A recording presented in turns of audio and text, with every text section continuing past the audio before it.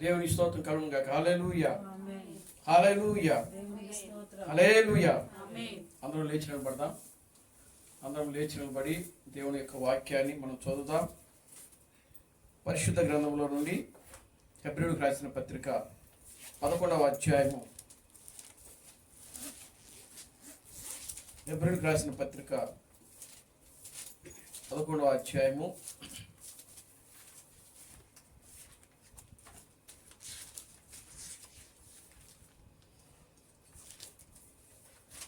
8 నుంచి 9 వచనాలు మనం చదువుతాం. అబ్రహాము పిలువబడినప్పుడు విశ్వాసమును బట్టి ఆ పిలుపునకు లోబడి తాను స్వాస్థ్యముగా పొందనయున్న ప్రదేశమునకు బయలువెళ్ళెను.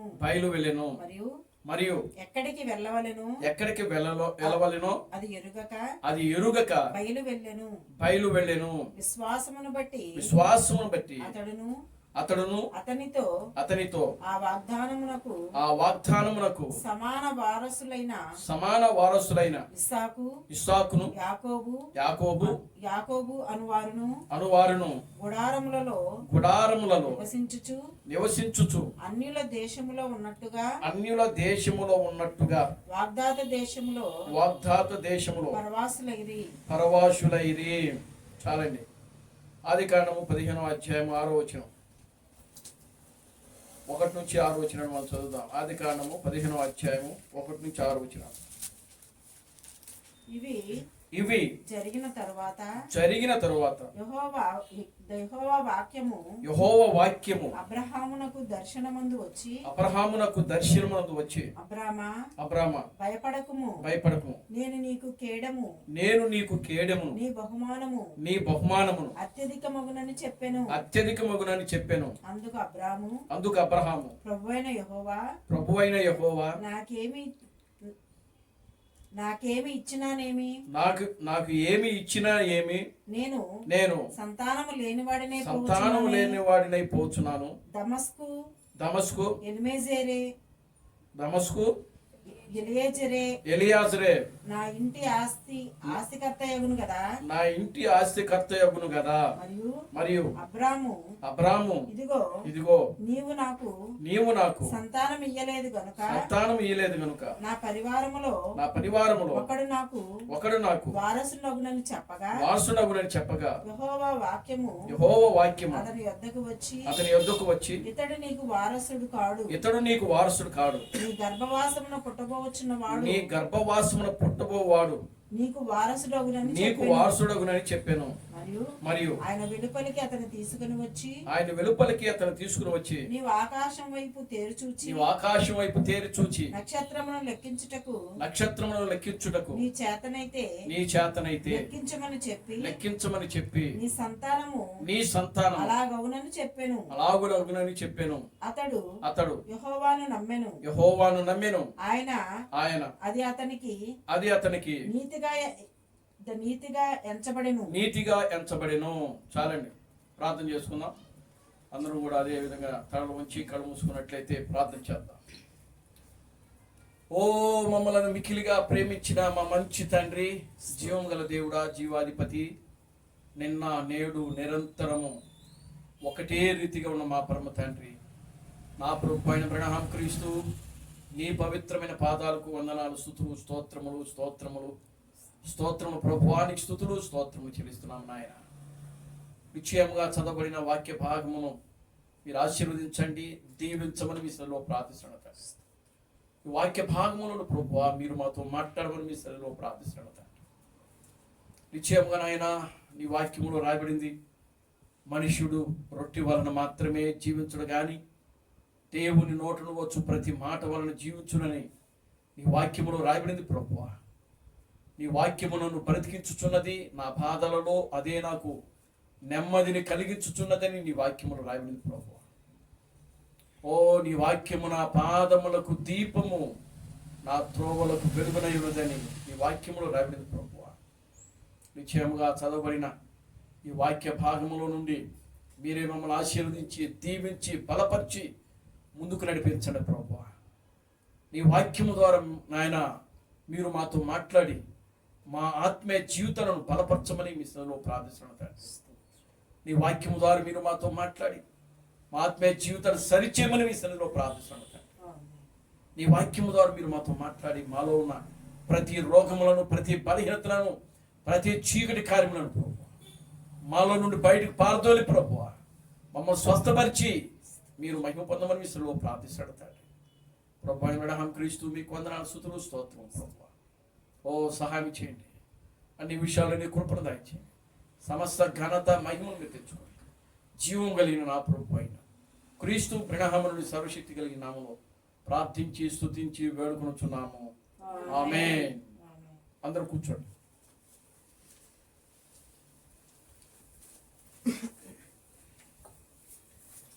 దేవుని స్తోత్రం కలుగును గాక. హల్లెలూయా. ఆమేన్. హల్లెలూయా. హల్లెలూయా. హల్లెలూయా. ఆమేన్. హల్లెలూయా.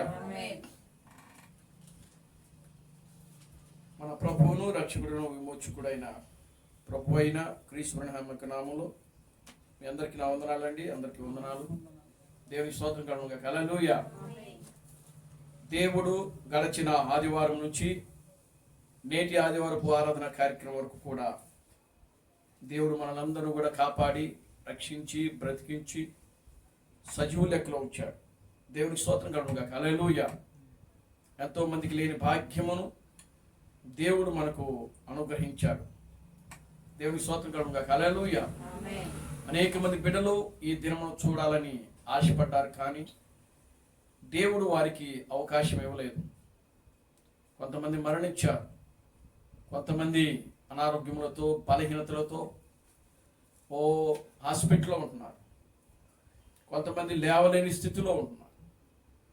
కానీ దేవుడు తన యొక్క ఉచితమైన కృపను బట్టి, ప్రేమను బట్టి, దయను బట్టి దేవుడు మనలను కాపాడుతూ, మనల్ని రక్షిస్తూ, మనలను ఆయన సజీవులుగా ఉంచుతూ ఉన్నాడు.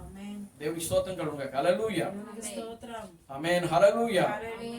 దేవుడు చేస్తున్న ప్రతి మేలును కూడా మనం జ్ఞాపకం చేసుకుంటూ నిత్యము కూడా పిల్లరా మనము దేవుని సన్నిధిలో ఆయనకు కృతజ్ఞత కలిగిన వారముగా మనం జీవించాలి. దేవుని స్తోత్రం కలుగును గాక. హల్లెలూయా. దేవుడు చేసే ప్రతి మేలును, దేవుడు చేస్తున్న ప్రతి ఆశ్చర్య కార్యము, దేవుడు చేస్తున్న ప్రతి గొప్ప కార్యమును మనం నిత్యము కూడా దేవుని సన్నిధిలో తలపోసుకుంటూ దేవునికి కృతజ్ఞతగా స్తుతులు చెల్లిస్తూ నిత్యము కూడా దేవుణ్ణి స్తుతిస్తూ ఉండాలి. దేవుని స్తోత్రం కలుగును గాక. హల్లెలూయా. దేవుడికి మన అవసరతలన్నీ కూడా తెలుసు. దేవుని స్తోత్రం కలుగును గాక. హల్లెలూయా. ఎందుకంటే ఆయన దేవుడు కాబట్టి. కనుక మన యొక్క ప్రతి అవసరతలు, ఎప్పుడు ఏ అవసరతలు తీర్చాలో ఆయన ఎరిగిన దేవుడు ఆయన. దేవుని స్తోత్రం కలుగును గాక. హల్లెలూయా. ఎప్పుడు ఏ సమస్య పరిష్కారం చేయాలో, ఆ సమస్యలు ప్రియులారా పరిష్కారం చేయాలో ఆయన ఎరిగిన వాడు ఆయన. దేవుని స్తోత్రం కలుగును గాక. హల్లెలూయా. అది ఏదైనా అవ్వచ్చు. దేవుని స్తోత్రం కలుగును గాక. హల్లెలూయా. ఎందుకంటే వాక్యంలో రాయబడింది, ప్రతి దానికి సమయము కలదని వాక్యంలో రాయబడింది. ప్రతి దానికి కూడా సమయం ఉన్నదంట. దేవుని స్తోత్రం కలుగును గాక. హల్లెలూయా. ప్రసంగి గ్రంథంలో ఆయన చెప్తున్నాడు, పుట్టుటకు సమయం కలదు, ఏడ్చుటకు సమయం కలదు, నవ్వుటకు సమయం కలదు. దేవుని స్తోత్రం కలుగును గాక. హల్లెలూయా. ఆమేన్. హల్లెలూయా. చూడండి ప్రియమైన దేవుని బిడ్డలారా, పుట్టడానికి, ఏడ్చుటకు, నవ్వుటకు, ఏమండి ప్రతి దానికి సమయం ఉన్నదని అక్కడ జ్ఞాని అయినటువంటి సొలొమోను ఆ విషయాలన్నీ కూడా రాస్తూ ఉన్నాడు ఆయన. దేవుని స్తోత్రం కలుగును గాక. హల్లెలూయా. ఒక మనిషి ఏడ్చి ఒక ఎంట్రుకను పిల్లరా తెలుపు కానీ నలుపు కానీ చేసుకోలేడు అని వాక్యంలో రాయబడింది. దేవుని స్తోత్రం కలుగును గాక. హల్లెలూయా. ఒక మనిషి ఒక వెంట్రుకను పిల్లరా గమనించండి, ఏడ్చి చూడండి తెలుపు కానీ నలుపు కానీ చేసుకోలేరు. ఇప్పుడు అనేక మంది వాళ్ళు ప్రియులారా గమనించండి, తెల్లెంటుకలన్నీ ఏం చేస్తున్నారు? ఇప్పుడు నలుపుగా చేసుకుంటున్నారు, రంగులు వేసుకుంటున్నారు. దేవుని స్తోత్రం కలుగును గాక. హల్లెలూయా. దేవుడు చేస్తే పర్లా. ఆమేన్. హల్లెలూయా. ఒక మనిషి ఎంట్రుకలు నలుపు కావాలంటే దేవుడు చేయాలి, లేదా తెల్లబడాలంటే దేవుడే తెల్లబడేటట్లు చేయాలి. వాక్యంలో రాయబడింది, నరసిన వెంట్రుకలు వృద్ధులకు సొగసైన మాలికలని వాక్యంలో రాయబడింది. దేవునికి స్తోత్రం కలుగును గాక. హల్లెలూయా. నల్లని వెంట్రుకలు కాదు. ఏ వెంట్రుకలు? తెల్లని వెంట్రుకలు. అంటే ఈ తెల్లని జుట్టు మనిషినికి ఏమి చేస్తుందంటే, అది మనిషి యొక్క, ఆ మనిషి ఎంత జ్ఞానవంతుడో, దేవునికి స్తోత్రం కలుగును గాక. హల్లెలూయా. ఎంత అనుభవం కలిగిన వాడో అది చూపిస్తుందంట. దేవునికి స్తోత్రం కలుగును గాక. హల్లెలూయా. ఏది? నరసిన వెంట్రుకలు. దేవునికి స్తోత్రం కలుగును గాక. హల్లెలూయా. ఈ నరసిన వెంట్రుకల ద్వారా మనిషి యొక్క అనుభవం, మనిషికి ఎంత అనుభవం ఉన్నది, మనిషికి ఎంత జ్ఞానం ఉన్నది, మనిషికి ఎన్ని తెలివితేటలు ఉన్నాయి అనేది ప్రియులారా ఈ యొక్క నరసిన వెంట్రుకల ద్వారా తెలియజేయబడతాయని వాక్యంలో రాయబడింది. దేవునికి స్తోత్రం కలుగును గాక. హల్లెలూయా. అందుకని ప్రకటన గ్రంథంలో ఆయన వెంట్రుకలు తెల్లని ఉన్నిని పోలినవిగా ఉన్నవని వాక్యంలో రాయబడింది. దేవునికి స్తోత్రం కలుగును గాక. హల్లెలూయా. ఎవరి వెంట్రుకలు? క్రీస్తు యొక్క వెంట్రుకలు, దేవుని యొక్క వెంట్రుకలు. ఆయన చుట్టూ ఎలా ఉందంట? తెల్లని ఉన్నిని పోలి ఉన్నదంట. దేవునికి స్తోత్రం కలుగును గాక. హల్లెలూయా. అంటే గొర్రె బొచ్చు ఎంత తెల్లగా ఉంటుందో, ఉన్ని అంటే అదే గొర్రె బొచ్చు. ఉన్ని అని దేని పిలుస్తారంటే గొర్రె బొచ్చునే ఉన్ని అని పిలుస్తారు. దేవుని స్తోత్రం కలుగును గాక. హల్లెలూయా. కనుక గొర్రె బొచ్చు ఏ విధంగా అయితే ఉంటుందో, ఆయన యొక్క వెంట్రుకలు కూడా ఆ విధంగా ఉన్నాయని, ఆయన జుట్టు కూడా ఆ విధంగా ఉన్నాయని దేవుని యొక్క వాక్యంలో రాయబడింది. దేవుని స్తోత్రం కలుగును గాక. హల్లెలూయా. కనుక ఈ రోజున క్రైస్తవులు వాక్యంలో రాయబడింది, తలకు రంగు వేయకూడదు అని అంటే రంగులు వేసుకుంటున్నారు, ముఖాలకి రంగులు పూసుకోకూడదు అని అంటే ముఖాలకి రంగులు పూసుకుంటున్నారు, పెదాలకు లిప్స్టిక్ వేయకూడదని వాక్యం చెప్తుంటే పెదాలకు లిప్స్టిక్ రాసుకుంటున్నారు, జుట్టు కత్తిరించకూడదని వాక్యంలో ఉన్నాయి. ఈరోజు జుట్లు కత్తిరించుకుంటున్నారు. చూడండి, వారికి ఇష్టం వచ్చినట్టుగా, వారి మనసులకు వచ్చినట్టుగా వారు ఉంటున్నారు. దేవునికి స్తోత్రం కలుగును గాక. హల్లెలూయా. కనుక దేవుడు ఈరోజు అందుకనే క్రైస్తవ సంఘాన్ని విడిచిపెట్టాడు ఆయన. ఆమేన్. హల్లెలూయా. క్రైస్తవ సంఘాన్ని విడిచిపెట్టాడు. క్రైస్తవ సంఘములో దేవుడు లేడు. ఈరోజు క్రైస్తవులు ఆరాధిస్తున్న సంఘములో సాతానుడు ఉన్నాడు, అపవాది ఉన్నాడు. వాళ్ళు చేసే ఆరాధన, వాళ్ళు చేసే భక్తి, వాళ్ళు చేస్తున్నటువంటి పూజలు ఏవైతే ఉన్నావో ప్రియులారా, అవన్నీ కూడా ఎవరికి చేరుతున్నాయి అని అంటే అపవాదికి, సాతానుడికి. వారు అనుకోవచ్చు మేము ప్రార్థన చేస్తున్నాము దేవుడికని, కానీ ఆ ప్రార్థన, వారు చేసే ఆ ప్రార్థన ఎక్కడికి వెళ్తుంది? అపవాదికి వెళ్తుంది. వాళ్ళు పాడే పాటలు ఎవరికి వెళ్తున్నాయి? ఆరాధన. అపవాది.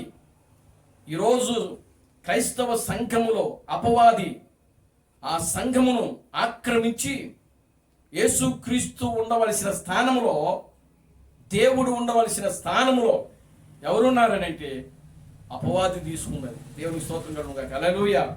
అందుకని ఈరోజు క్రైస్తవుల ఆరాధన కానీ, క్రైస్తవుల ప్రార్థన కానీ, క్రైస్తవులు చేస్తున్న భక్తి కానీ, ఇవన్నీ కూడా కేవలం ఎవరికి వెళ్తున్నాయంటే అపవాదికి.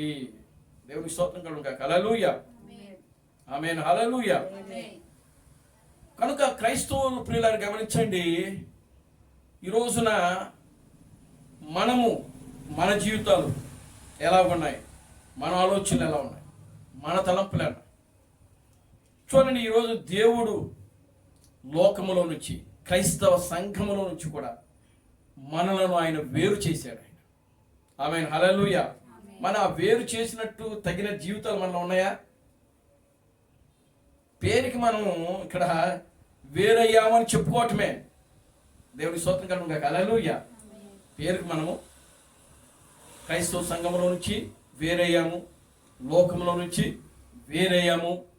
దేవుని స్తోత్రం కలుగును గాక, హల్లెలూయా అని కేవలం చెప్పుకోవడం మాత్రమే మనం ఇక్కడ ఉంటున్నాం. కానీ మన ఆలోచనలు, మన ఉద్దేశాలు, మన తలంపులు, మన నడవడికలు ప్రియులారా, అవి కేవలము దేవునికి ఎలా ఉంటున్నాయి అనేది మనం ఒకసారి ఏం చేయాలంటే పరీక్షించుకోవాలి. దేవుని స్తోత్రం కలుగును గాక, హల్లెలూయా. ఆమేన్, హల్లెలూయా. కనుక దేవుడు ఎందుకు మనలను ప్రియులారా లోకంలో నుంచి వేరు చేశాడు? ఎందుకు దేవుడు క్రైస్తవ సంఘములో నుంచి మనల్ని వేరు చేశాడు? దాన్ని మనం ఏం చేయాలంటే గుర్తించాల. దేవుని స్తోత్రం కలుగును గాక, హల్లెలూయా. పురుషులు కానీ స్త్రీలు కానీ ప్రతి ఒక్కరు కూడా లోకంలో నుంచి, ఈరోజు క్రైస్తవ సంఘములో నుంచి దేవుడు మనలను ఎందుకు వేరు చేశాడు, ఎందుకు వేరు చేయాల్సి వచ్చింది అనేది మనం గుర్తించినప్పుడు ప్రియులారా, ఒక దినాన మనము దేవుని సన్నిధిలో నిలబడినప్పుడు దేవుడు ఖచ్చితంగా మనల్ని ఆయన అడుగుతాడు. దేవుని స్తోత్రం కలుగును గాక, హల్లెలూయా. ఆమేన్, హల్లెలూయా. దేవుడు చేస్తున్న ప్రతి కార్యాలకు మనం కృతజ్ఞతలు కలిగి జీవించాలి. ఆమేన్, హల్లెలూయా. దేవుడు చేస్తున్న ప్రతి మేలును మనం జ్ఞాపకం చేసుకుంటాం. మనసులో మనం ఎల్లప్పుడూ కూడా దేవుని స్తుతిస్తూనే ఉండాలి. దేవుని స్తోత్రం కలుగును గాక, హల్లెలూయా. దేవుని వాక్యము తప్పనిచ్చి మన హృదయంలో ఏదైతే ఉంటుందో అది విగ్రహముగా చెప్పబడతా ఉన్నది. కనుక ప్రియులారా, మన హృదయంలో కేవలము దేవుని యొక్క వాక్యం మాత్రమే ఉండాలి. మన హృదయంలో వాక్యము మాత్రమే ఉండాలి. వాక్యమునే మనం ధ్యానం చేయాలి. వాక్యమునే మనం నెమరు వేసుకుంటూ ఉండాలి. దేవుడి స్తోత్రం కలుగును గాక, హల్లెలూయా. వాక్యమునే మనము తలపోసుకుంటూ ఉండాలి నిత్యము కూడా. దేవుడి స్తోత్రం కలుగును గాక, హల్లెలూయా. కనుక ప్రియులారా, అలా తలపోసుకుంటున్నప్పుడు దేవుని యొక్క శక్తిని, సామర్థ్యమును మనం పొందుకోగలుగుతాం. దేవుని స్తోత్రం కలుగును గాక, హల్లెలూయా. చూడండి, ఇప్పుడు మనం చదివినటువంటి వాక్యము ఇక్కడ అబ్రహాం గురించి మనం చదివాం. ఈరోజు మనం ధ్యానం చేయబోయేటువంటి అంశం అబ్రహాము 6వ ఇంద్రియము కలిగి ఉండెను. దేవుని స్తోత్రం కలుగును గాక, హల్లెలూయా. అబ్రహాము 6వ ఇంద్రియము కలిగి ఉండెను. ఇది మన అంశం. దేవుని స్తోత్రం కలుగును గాక, హల్లెలూయా. ఆమేన్, హల్లెలూయా. చూడండి ప్రియులారా, గమనించండి. 6వ ఇంద్రియం అంటే ఏంటి? 6వ ఇంద్రియం అంటే ఏమిటి? దేవుని స్తోత్రం కలుగును గాక, హల్లెలూయా. మనిషికి 5 జ్ఞానేంద్రియాలు ఉన్నాయి. మనిషికి 5 జ్ఞానేంద్రియాలు ఉన్నాయి. ఏమిటి 5 జ్ఞానేంద్రియాలు అని అంటే ముక్కు, కళ్ళు, నోరు, చెవులు, ఇంకా మెదడు, బ్రెయిన్. దేవుని స్తోత్రం కలుగును గాక, హల్లెలూయా. ఇవి మనిషికి ఇవ్వబడినటువంటి 5 జ్ఞానేంద్రియములు. ఈ 5 జ్ఞానేంద్రియాలలో ఏ ఒక్కటి సరిగ్గా పనిచేయకపోయినా శరీరం అంతా కూడా పనిచేయదు. దేవుని స్తోత్రం కలుగును గాక, హల్లెలూయా. అవునా? దేవుని స్తోత్రం కలుగును గాక, హల్లెలూయా. కన్ను సరిగ్గా పనిచేయకపోయినా శరీరం అంతా కూడా నేను బలహీనపరుస్తాను. దేవుని స్తోత్రం కలుగును గాక, హల్లెలూయా. నోరు సరిగ్గా పనిచేయకపోయినా నీ శరీరం అంతా కూడా బలహీనపరుస్తూ ఉంటుంది. ముక్కు, చెవులు, ఆమేన్, హల్లెలూయా. మన బ్రెయిన్, మెదడు. కనుక పిల్లలు గమనించండి, దీనికి అంతటికీ మెయిన్ ఎదురనంటే మన యొక్క బ్రెయిన్, మెదడు అన్నమాట. దేవుని స్తోత్రం కలుగును గాక, హల్లెలూయా.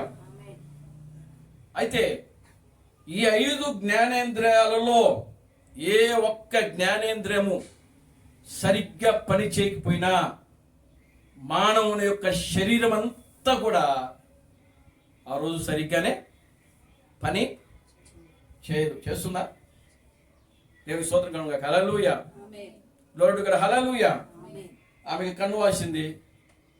కన్ను వాసి ఏమైంది? రోజంతా శరీరం అంతా కూడా బలహీనం. దేవుని స్తోత్రం కనుక హల్లెలూయా. ఇంకొకరు నాకు చెవు రంధ్రం పడింది. దేవుని స్తోత్రం కనుక హల్లెలూయా. చూడండి ప్రియమైన దేవుని బిడ్డలారా, గమనించండి. ఈ శరీరంలో మానవుని యొక్క శరీరం సరిగ్గా పనిచేయాలి అని అంటే, మానవుని యొక్క శరీరం అంతా కూడా సరిగ్గా ఉండాలి అని అంటే ఈ 5 జ్ఞానేంద్రియాలు సరిగ్గా పనిచేయాలి. దేవుని స్తోత్రం కలుగును గాక, హల్లెలూయా, ఆమేన్, హల్లెలూయా. ఇది కేవలము ప్రియులారా గమనించండి, మానవుని యొక్క శరీరానికి సంబంధించింది. దేవుని స్తోత్రం కలుగును గాక, హల్లెలూయా. దేనికి సంబంధించింది? మానవుని యొక్క శరీరమునికి సంబంధించింది. మన యొక్క మానవుని శరీరంలో దైవ సంబంధమైనటువంటి ఆత్మ ఒకటి ఉన్నది. దేవుని స్తోత్రం కలుగును గాక, హల్లెలూయా. మన మానవుని శరీరంలో దైవ సంబంధమైనటువంటి ఆత్మ ఒకటి ఉంది. దేవుని స్తోత్రం కలుగును గాక, హల్లెలూయా. ఆ ఆత్మను నడిపించేది, ఆ ఆత్మకు ఒక జ్ఞానేంద్రియం ఉన్నది. దేవుని నామమునకు మహిమ కలుగును గాక, హల్లెలూయా. ఆత్మకు ఒక జ్ఞానేంద్రియం ఉన్నది. ఆ జ్ఞానేంద్రియం ఏమిటి అని అంటే విశ్వాసము.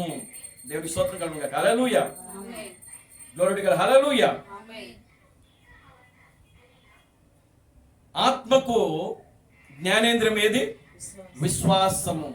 దేవుని స్తోత్రం కలుగును గాక, హల్లెలూయా. కనుక ప్రతి మనిషికి ఉన్న 5 జ్ఞానేంద్రియాలు అయితే ఆ 5 జ్ఞానేంద్రముతో పాటు మనిషికి మరొక జ్ఞానేంద్రము కలిగి ఉండాలి. ఆ జ్ఞానేంద్రం ఏంటి అని అంటే విశ్వాసము. దేవుని స్తోత్రం కలుగును గాక, హల్లెలూయా. దయ్యము ఎంత పని చేస్తుందంటే నిజంగా దయ్యము దాని పనే అంతే. దేవుని స్తోత్రం కలుగును గాక, హల్లెలూయా.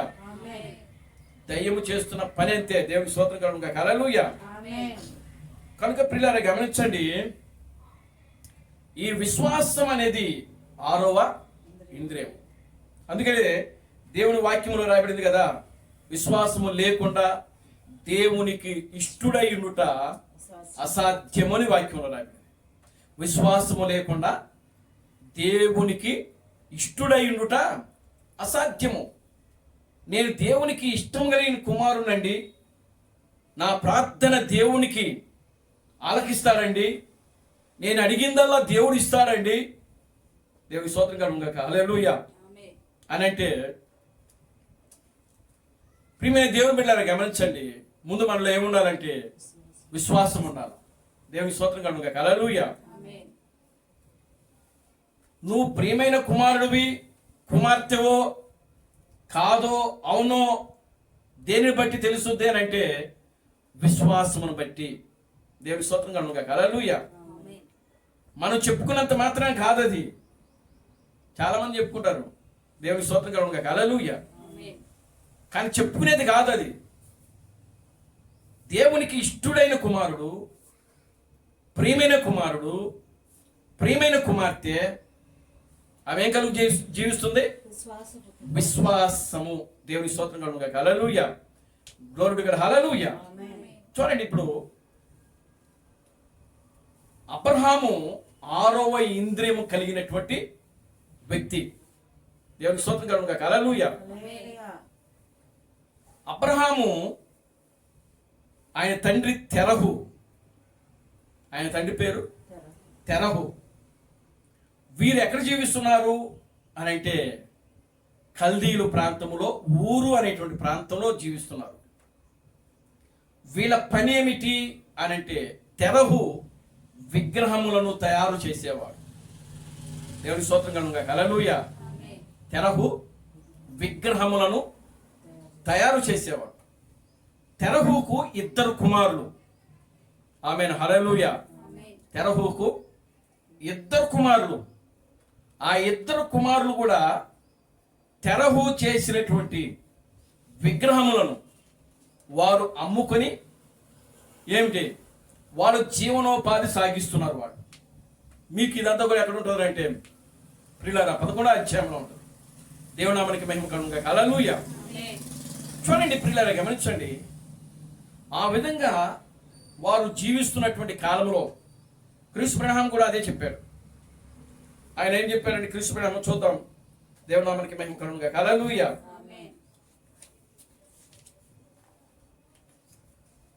దేవునామానికి మహిమ కలుగుగాక. హల్లెలూయా. చూడ క్రీస్తు అబ్రహాం చెప్తున్నాడు. ఏమని చెప్తున్నాడంటే, ఒకప్పుడు అబ్రహాము అనే వ్యక్తి ఉండేవాడు. దేవుని స్తోత్రం కలుగుగాక. హల్లెలూయా. అతను కల్దీయుల దేశము నుండి వచ్చాడు. అతను ఊరు అనే పట్టణంలో నివసించాడు. దేవుని స్తోత్రం కలుగుగాక. హల్లెలూయా. అతడు కేవలం సాధారణ మనిషి, మంచివాడు. బహుశా అతని తండ్రి బహుశా విగ్రహాలని పూజించి ఉండవచ్చును. ఎందుకంటే వారు బబులోను నుండి వచ్చారట. దేవుడి స్తోత్రం కలుగుగాక. హల్లెలూయా. ఎక్కడి నుంచి వచ్చారు? బబులోను నుండి. అతను కేవలం సాధారణ వ్యక్తి, వయస్సు పైబడిన వ్యక్తి. అతనికి 75 సంవత్సరములు, అతని భార్యకు 65 సంవత్సరములు. అబ్రహాము ఒకరోజు అతడు బహుశా పొలంలో ఉండి ఉంటాడేమో, లేదా వేటాడుటకు వెళ్ళి ఉంటాడేమో, లేదా మరి ఏదైనా చేయొచ్చు ఉండవచ్చునేమో. దేవుని స్తోత్రం కలుగుగాక. హల్లెలూయా. లేదా అతని పని ఏదైనా కావచ్చు. అతడు దేవుణ్ణి కలుసుకున్నాడు. ఆమేన్. హల్లెలూయా. అబ్రహాము ఎవరిని కలుసుకున్నాడట? దేవుని స్తోత్రం కలుగుగాక. హల్లెలూయా. కనుక వీళ్ళు అబ్రహాము యొక్క తండ్రి తెరహు గాని, తెరహుకు ఇద్దరు కుమారులు. చూడండి, ఇద్దరు కుమారులు అక్కడ పేర్లు రాయబడింది 11వ అధ్యాయంలో. మనం ఒకసారి చూద్దాం. ఆదికాండము 11వ అధ్యాయం. తెరహు వంశావళిది. తెరహు అబ్రహామును, నాహోరును, ఆరానును కనెను. నాహోరును ఆరానును కనెను. దేవుని స్తోత్రం కలుగుగాక. హల్లెలూయా. లోతు నాడు చూసావా? ఈ లోతు ఎవరు కుమారుడు అని అంటే ఈ యొక్క నాహోరు కుమారుడు. అబ్రహాముకి పిల్లలు లేరు. దేవుని స్తోత్రం కలుగుగాక. హల్లెలూయా.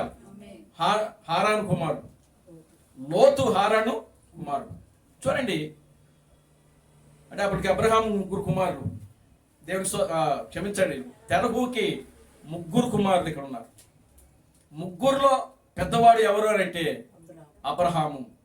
2 ఆయన పేరు నాహోరు. 3 ఆయన పేరు హారాను.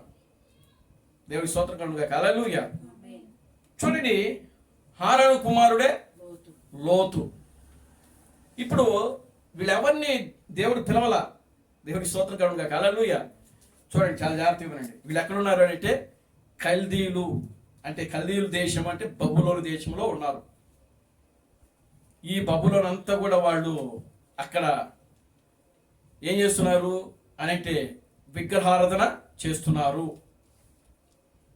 ఆ ప్రాంతంలో తెరహును దేవుడు పిలవలేదు, లేదా నాహోరును పిలవలేదు, లేదా హారానును పిలవలేదు. తెరహు యొక్క పెద్ద కుమారుడైనటువంటి అబ్రామును మాత్రమే దేవుడు పిలిచాడు. దేవుని స్తోత్రం కలుగుగాక. హల్లెలూయా. Glory to God. హల్లెలూయా. అతడు ఒక రోజు పొలంలో పనిచేస్తున్నాడంట. ఎవరు? అబ్రాము. ఆయన పేరు అప్పుడు అబ్రాం. దేవుని స్తోత్రం కలుగుగాక. హల్లెలూయా. మన అంశం ఏంటి? అబ్రహాము 6వ ఇంద్రియము కలిగి ఉండెను. 6వ ఇంద్రియం అంటే విశ్వాసము కలిగి ఉండెను. దేవుని స్తోత్రం కలుగుగాక. హల్లెలూయా. చూడండి, నిజంగా పాత నిబంధన భక్తులంతా కూడా వారికి మనకలాగా అంత వాక్యం వారికి తెలియదు. దేవుని స్తోత్రం కలుగుగాక. హల్లెలూయా. తెలుసా? 7 ముద్రలు తెలుసా వాళ్ళకి? అబ్రహాంకి అసలు 7 ముద్రలు ఏంటి అసలు ఏమీ తెలియదు అబ్రహాంకి. నాకు తెలుసు, ఎందుకంటే ఆయన చదువుకోలేదు. అబ్రహాము చదువుకోలేదు. ఒక వ్యవసాయదారుడు, ఒక పశువుల కాపరి, గొర్రెల కాపరి. దేవుని స్తోత్రం కలుగుగాక. హల్లెలూయా. అటువంటి వ్యక్తి ఒకరోజు పొలములో వ్యవసాయం చేస్తుండగా దేవుడు అతన్ని పిలిచాడు. అబ్రామా అన్నాడు. దేవుని స్తోత్రం కలుగుగాక. హల్లెలూయా. ఆయన లేచి చూచాడు, ఎవరో నన్ను పిలుస్తున్నారు. ఆమేన్. హల్లెలూయా. ఎవరో నన్ను పిలుస్తున్నారని చూచాడు అబ్రాహాం. అప్పుడు కృష్ణ చెప్తున్నాడు, చూడండి, దేవుడు అతనిని కలుసుకున్నాడు, మరి అప్పటి నుండి అతను మారిపోయాడు. అతడు లేచి వాటిని ఉన్నది ఉన్నట్టుగా విడిచిపెట్టి పిలవగానే, ఎందుకంటే అతడు దేవుని కలుసుకున్నాడు. ఆమేన్. హల్లెలూయా. అక్కడ ఆయన ఏ పని అయితే చేస్తున్నాడో, అప్పుడు దేవుడు పిలిచినప్పుడు అబ్రహాము ఏ పని అయితే చేస్తున్నాడో ఆ పని అంతా కూడా అబ్రహాం ఏం చేసినాడట? విడిచిపెట్టేశాడట. Glory to God. హల్లెలూయా. ఆమేన్. హల్లెలూయా. విడిచిపెట్టేశాడు. విడిచిపెట్టి పిలవగానే అతడు విడిచిపెట్టి, ఎందుకంటే అతడు దేవుని కలుసుకున్నాడు. అతడు దేవుని కలుసుకున్న నిమిషము మరియు గంట అతనికి తెలుసు. అతడు ఏ సమయంలో దేవుడు అతను కలుసుకున్నాడో, దేవుడు అతనితో ఏ సమయంలో దేవుడు అతనితో మాట్లాడాడో, ఆ మాట్లాడిన సమయము, టైము అంతా కూడా అబ్రహాముకి తెలుసు. దేవుని స్తోత్రం కలుగుగాక. హల్లెలూయా. అది అతన్ని మార్చివేసినది. దేవుడు అతన్ని అనేక దేశాలకు తండ్రిగా ఉండుటకు పిలిచాడు. దేవుని స్తోత్రం కలుగుగాక. హల్లెలూయా. దేవుని ఆయన వాగ్దానాన్ని నమ్మాడు. దేవుని స్తోత్రం కలుగుగాక. హల్లెలూయా. నిజంగా పిల్లలు గమనించండి, అసలు దేవుడు అంటే ఏంటో తెలియదు అబ్రహాముకి. అప్పటి వరకు కూడా అబ్రహాము ముందు దేవుడు ఏ సూచిక క్రియ చేయలేదు. అక్కడ చేశాడా? కుంటోడికి కాళ్ళు ఇచ్చాడా? ఏమండి? అబ్రహాం ముందు దేవుడు కుంటోడికి కాళ్ళు ఇచ్చాడా? గుడ్డోడికి చూపించాడా? కుష్ఠరోగిని స్వస్థపరిచాడా? పోనీ చచ్చిపోయిన వాళ్ళు ఏమైనా లేపాడా? లేదు. ఎవరు హృదయ రహస్యాలైనా అక్కడ బయలుపరిచాడా? ఏమీ లేదు. ఏ సూచిక క్రియ అబ్రహాముకి దేవుడు చూపించలేదు అక్కడ. ఆమేన్. హల్లెలూయా. ఏ సూచిక క్రియ అబ్రహాము ముందు చేయనప్పటికీ దేవుని స్తోత్రం కలుగుగాక. హల్లెలూయా.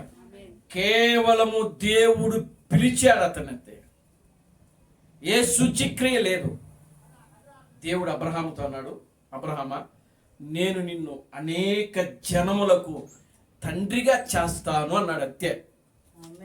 దేవుని స్తోత్రం కలుగుగాక. హల్లెలూయా. అనేక జనములకు తండ్రిగా నేను నిన్ను చేస్తాను అని చెప్పాడు. అంతే. దేవుని స్తోత్రం కలుగుగాక. హల్లెలూయా. అబ్రహాము ఆ మాట నమ్మాడంట. దేవుని స్తోత్రం కలుగుగాక. హల్లెలూయా. అబ్రహాము ఆ మాట నమ్మాడు. దాని మీద ఆయన ఏం చేసినాడు?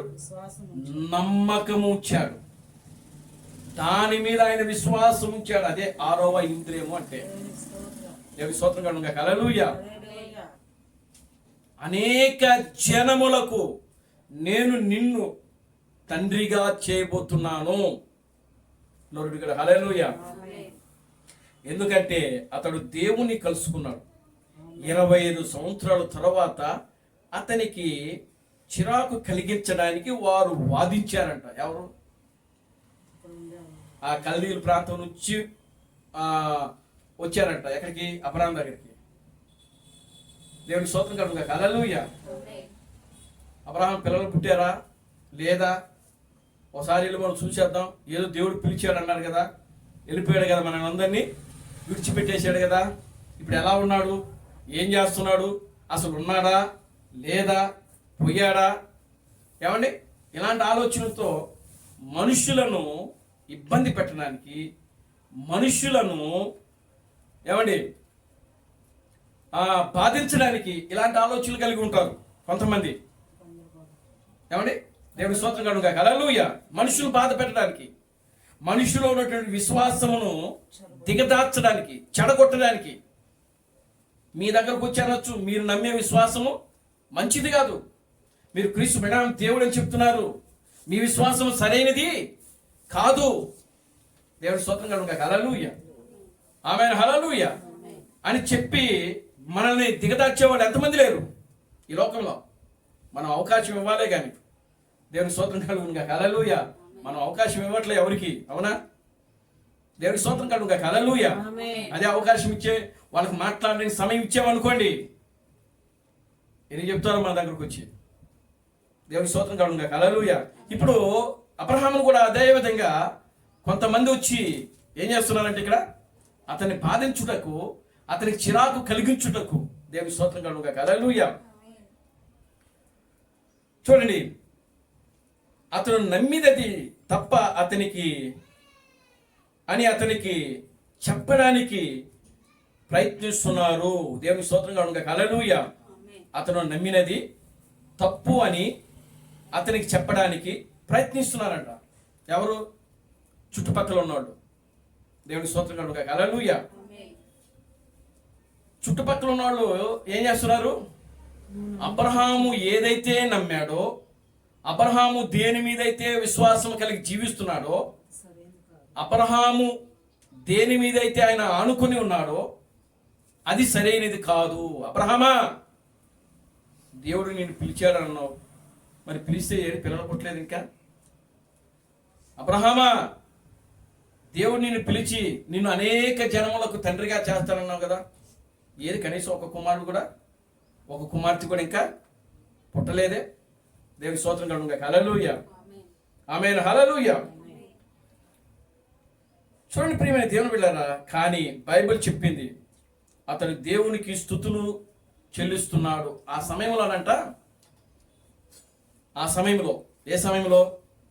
ఆ చుట్టుపక్కల వాడు వచ్చి, అబ్రహామా నువ్వు నమ్మిన విశ్వాసము సరైనది కాదు, అబ్రహామా దేవుడు నిన్ను పిలవలేదు, అబ్రహామా ఇదిగో నువ్వు నమ్మినది ఏదైతే ఉన్నదో అది సరైంది కాదు అని చెప్తున్నటువంటి ఆ సమయంలో అబ్రహాం చేస్తున్న పని ఏంటంటే దేవునికి స్తుతులు చెల్లించాడట.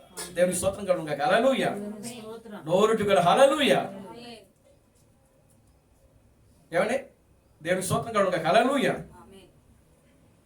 వాళ్ళు వచ్చి అబ్రహామును దూషిస్తున్నప్పుడు, చుట్టుపక్కల వాళ్ళు వచ్చి అబ్రహామును దూషిస్తున్నప్పుడు, కల్దీయులు ఊరు ప్రాంతము వాళ్ళు వచ్చి అబ్రహామును దూషిస్తూ, అవమానపరుస్తూ, హేళన చేయొచ్చు, గేలి చేస్తూ వాళ్ళు మాట్లాడుతున్నప్పుడు అబ్రహాము కనీసము వాళ్ళకి మారు మాట కూడా మాట్లాడకుండా ఆ సమయంలో అబ్రహాము చేస్తున్న పని ఏంటంటే దేవుణ్ణి స్తుతించడం.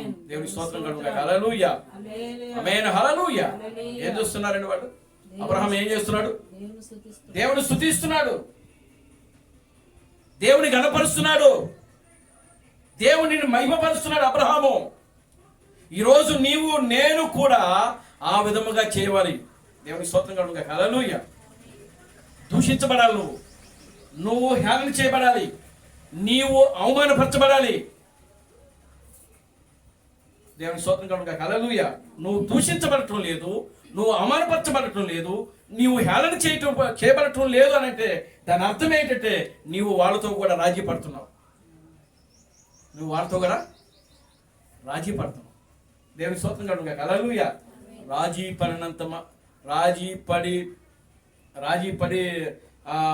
ఉన్నంత వరకు, మనము వాళ్ళతో రాజీ పడి ఉన్నంత వరకు వాళ్ళు మనల్ని ఏమీ అనరు. దేవుని స్తోత్రం కలుగుగాక. హల్లెలూయా. మన ఊసెత్తరు, మన పేరెత్తరు. ఏమండి? కానీ ఎప్పుడైతే రాజీ పడకుండా నువ్వు నమ్మిన దాని మీద నువ్వు నిలబడి దానికోసం నువ్వు సాక్ష్యం ఇస్తూ ముందుకు సాగుతున్నప్పుడు మాత్రమే వాళ్ళు కూడా లెగిస్తారు అన్నమాట. దేవుని స్తోత్రం కలుగుగాక. హల్లెలూయా, ఆమేన్, హల్లెలూయా. కనుక ప్రియమైన దేవుని బిడ్డలారా, చూడండి క్రీస్తు అబ్రహాం చాలా ఇక్కడ మాట్లాడుతూ ఉన్నాడు. ఆయన ఎల్లప్పుడూ దేవుడు స్తుతిస్తూ ఆయన బలవంతుడయ్యాడంట. ఆ స్తుతులలో అబ్రహాము ఏ విధంగా అయ్యాడు? బలం తెచ్చుకున్నాడంట. దేవుని స్తోత్రం కలుగుగాక. హల్లెలూయా, నిజంగా స్థుతుల్లో ఉన్నటువంటి బలం దేంట్లో లేదు. మీరు నాకు అది కావాలి, ఇది కావాలి, ఇవన్నీ మనం దేవుడు సరే నీకు ఏది కావాలో దేవుడు తెలుసు ఆల్రెడీ. నువ్వు వాటి గురించి చేయాల్సిన అవసరం లేదు అసలు. కానీ నీకు ఇవ్వాల్సిన సమయము, నువ్వు చేయాల్సిన పని ఏంటంటే ఆయన చేసిన ప్రతి మేలును జ్ఞాపకం చేసుకుంటూ దేవుడిని స్తుతించాలి. మనకు 10 ఇళ్ళు ఉండొచ్చు, కానీ ఒకరోజు ఈ 10 ఇళ్ళు విడిచిపెట్టి వెళ్ళిపోతాం. మనం 100 ఎకరాలు మనకు భూమి ఉండొచ్చు, కానీ 100 ఎకరాల భూమి మనకు శాశ్వతం కాదు. ఇది ఏదో ఒక రోజున ఈ 100 ఎకరాలు విడిచిపెట్టి వెళ్ళిపోవాల్సిందే. దేవుని ప్రేమ శాశ్వతం, వాక్యం శాశ్వతం, దేవుడు శాశ్వతమైన వాడు. దేవుని స్తోత్రం కలుగును గాక. హల్లెలూయా. నాకు 100 ఇళ్ళు ఉన్నాయి, లేకపోతే నాకు 10 ఇళ్ళు ఉన్నాయి అని చెప్పేసి ప్రియులారా ఆ ఇల్లు చూసుకుని మనం గర్వపడుతూ ఏంటి ఉన్నామనుకోండి, అది దేనికి ఈ లోకంలో నీకు దేనికి పనికిరాదు, ఉండడానికి మాత్రమే పనిచేస్తుంది. దేవుని స్తోత్రం కలుగును గాక. హల్లెలూయా. కనుక చూడండి, ఈ రోజున ప్రియులారా భయంకరమైన ఎక్కడ చూసినా కూడా మరణాలు విపరీతంగా జరుగుతూ ఉంటాయి. విపరీతంగా మరణాలు భయంకరంగా, అసలు కనీసం దానికి లిమిట్ లేదు. ఎందుకు అని అంటే ప్రియులారా దేవుని యొక్క ఉగ్రత భూమి మీద కుమ్మరించబడతాం. ఆ ఉగ్రతకు ఎవరు బలైపోతారో వాళ్ళు బలైపోతారు, అంతే. దేవునామానికి మహిమ కలుగును గాక. హల్లెలూయా. అతడు వాళ్ళు దూషిస్తున్నప్పుడు, అవమానపరుస్తున్నప్పుడు, హేళన చేస్తున్నప్పుడు, గేలు చేస్తున్నప్పుడు ఆ సమయంలో అబ్రహాము దేవుని స్తుతిస్తూ, దేవుని ఘనపరుస్తూ, దేవుని మహిమపరుస్తున్నప్పుడు ఆయనలో ఒక నూతనమైనటువంటి ఉద్దేశము, నూతనమైనటువంటి శక్తి, నూతనమైన సామర్థ్యము అతడు పొందుకోగలిగాడంట. దేవుని స్తోత్రం కలుగును గాక. హల్లెలూయా. ఆమేన్. హల్లెలూయా. ఈరోజు సియోను కుమారి అయినటువంటి నీవు కూడా ఒక నూతన ఫలాన్ని, నూతనమైన శక్తి, సామర్థ్యాన్ని పొందుకోవాలి. దేవుని స్తోత్రం కలుగును గాక. హల్లెలూయా. ఎప్పుడైతే వ్యక్తిగత ఒక వ్యక్తి దేవుని కలుసుకుంటాడో అది అతని నిర్మాణాన్ని మార్చివేస్తుంది. దేవుని స్తోత్రం కలుగును గాక. హల్లెలూయా. అబ్రహామును దేవుడు ఎప్పుడైతే కలుసుకున్నాడో, ఎప్పుడైతే పిలిచాడో అతని నిర్మాణాన్నే, అతని రూపురేఖలనే మార్చేశాడు. దేవుని స్తోత్రం కలుగును గాక. హల్లెలూయా. అందుకే ఈరోజు చరిత్రలో అబ్రహాము కొన్న పేరు ఎవరికైనా ఉందా? ఈరోజు సృష్టిలో ఉన్నటువంటి ప్రతి జనములు, ప్రతి రాజులు, ప్రతి వంశావళి ఎవరి ద్వారా వచ్చింది? అబ్రహాము ద్వారా వచ్చింది. మీరు 12వ అధ్యాయం చదివితే నీ ద్వారా అనేక వంశాలు వస్తాయి అని చెప్పి వాగ్దానం చేశాడు. నీ గర్భముల నుండి రాజులు వస్తారని చెప్పాడు ఆయన. 10 మంది రాజులు వస్తారని చెప్పాడు ఆయన. దేవుని స్తోత్రం కలుగును గాక. హల్లెలూయా.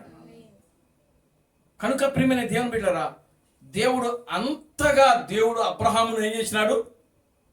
హెచ్చించాడు అబ్రహామును. దేవుని స్తోత్రం కలుగును గాక. హల్లెలూయా.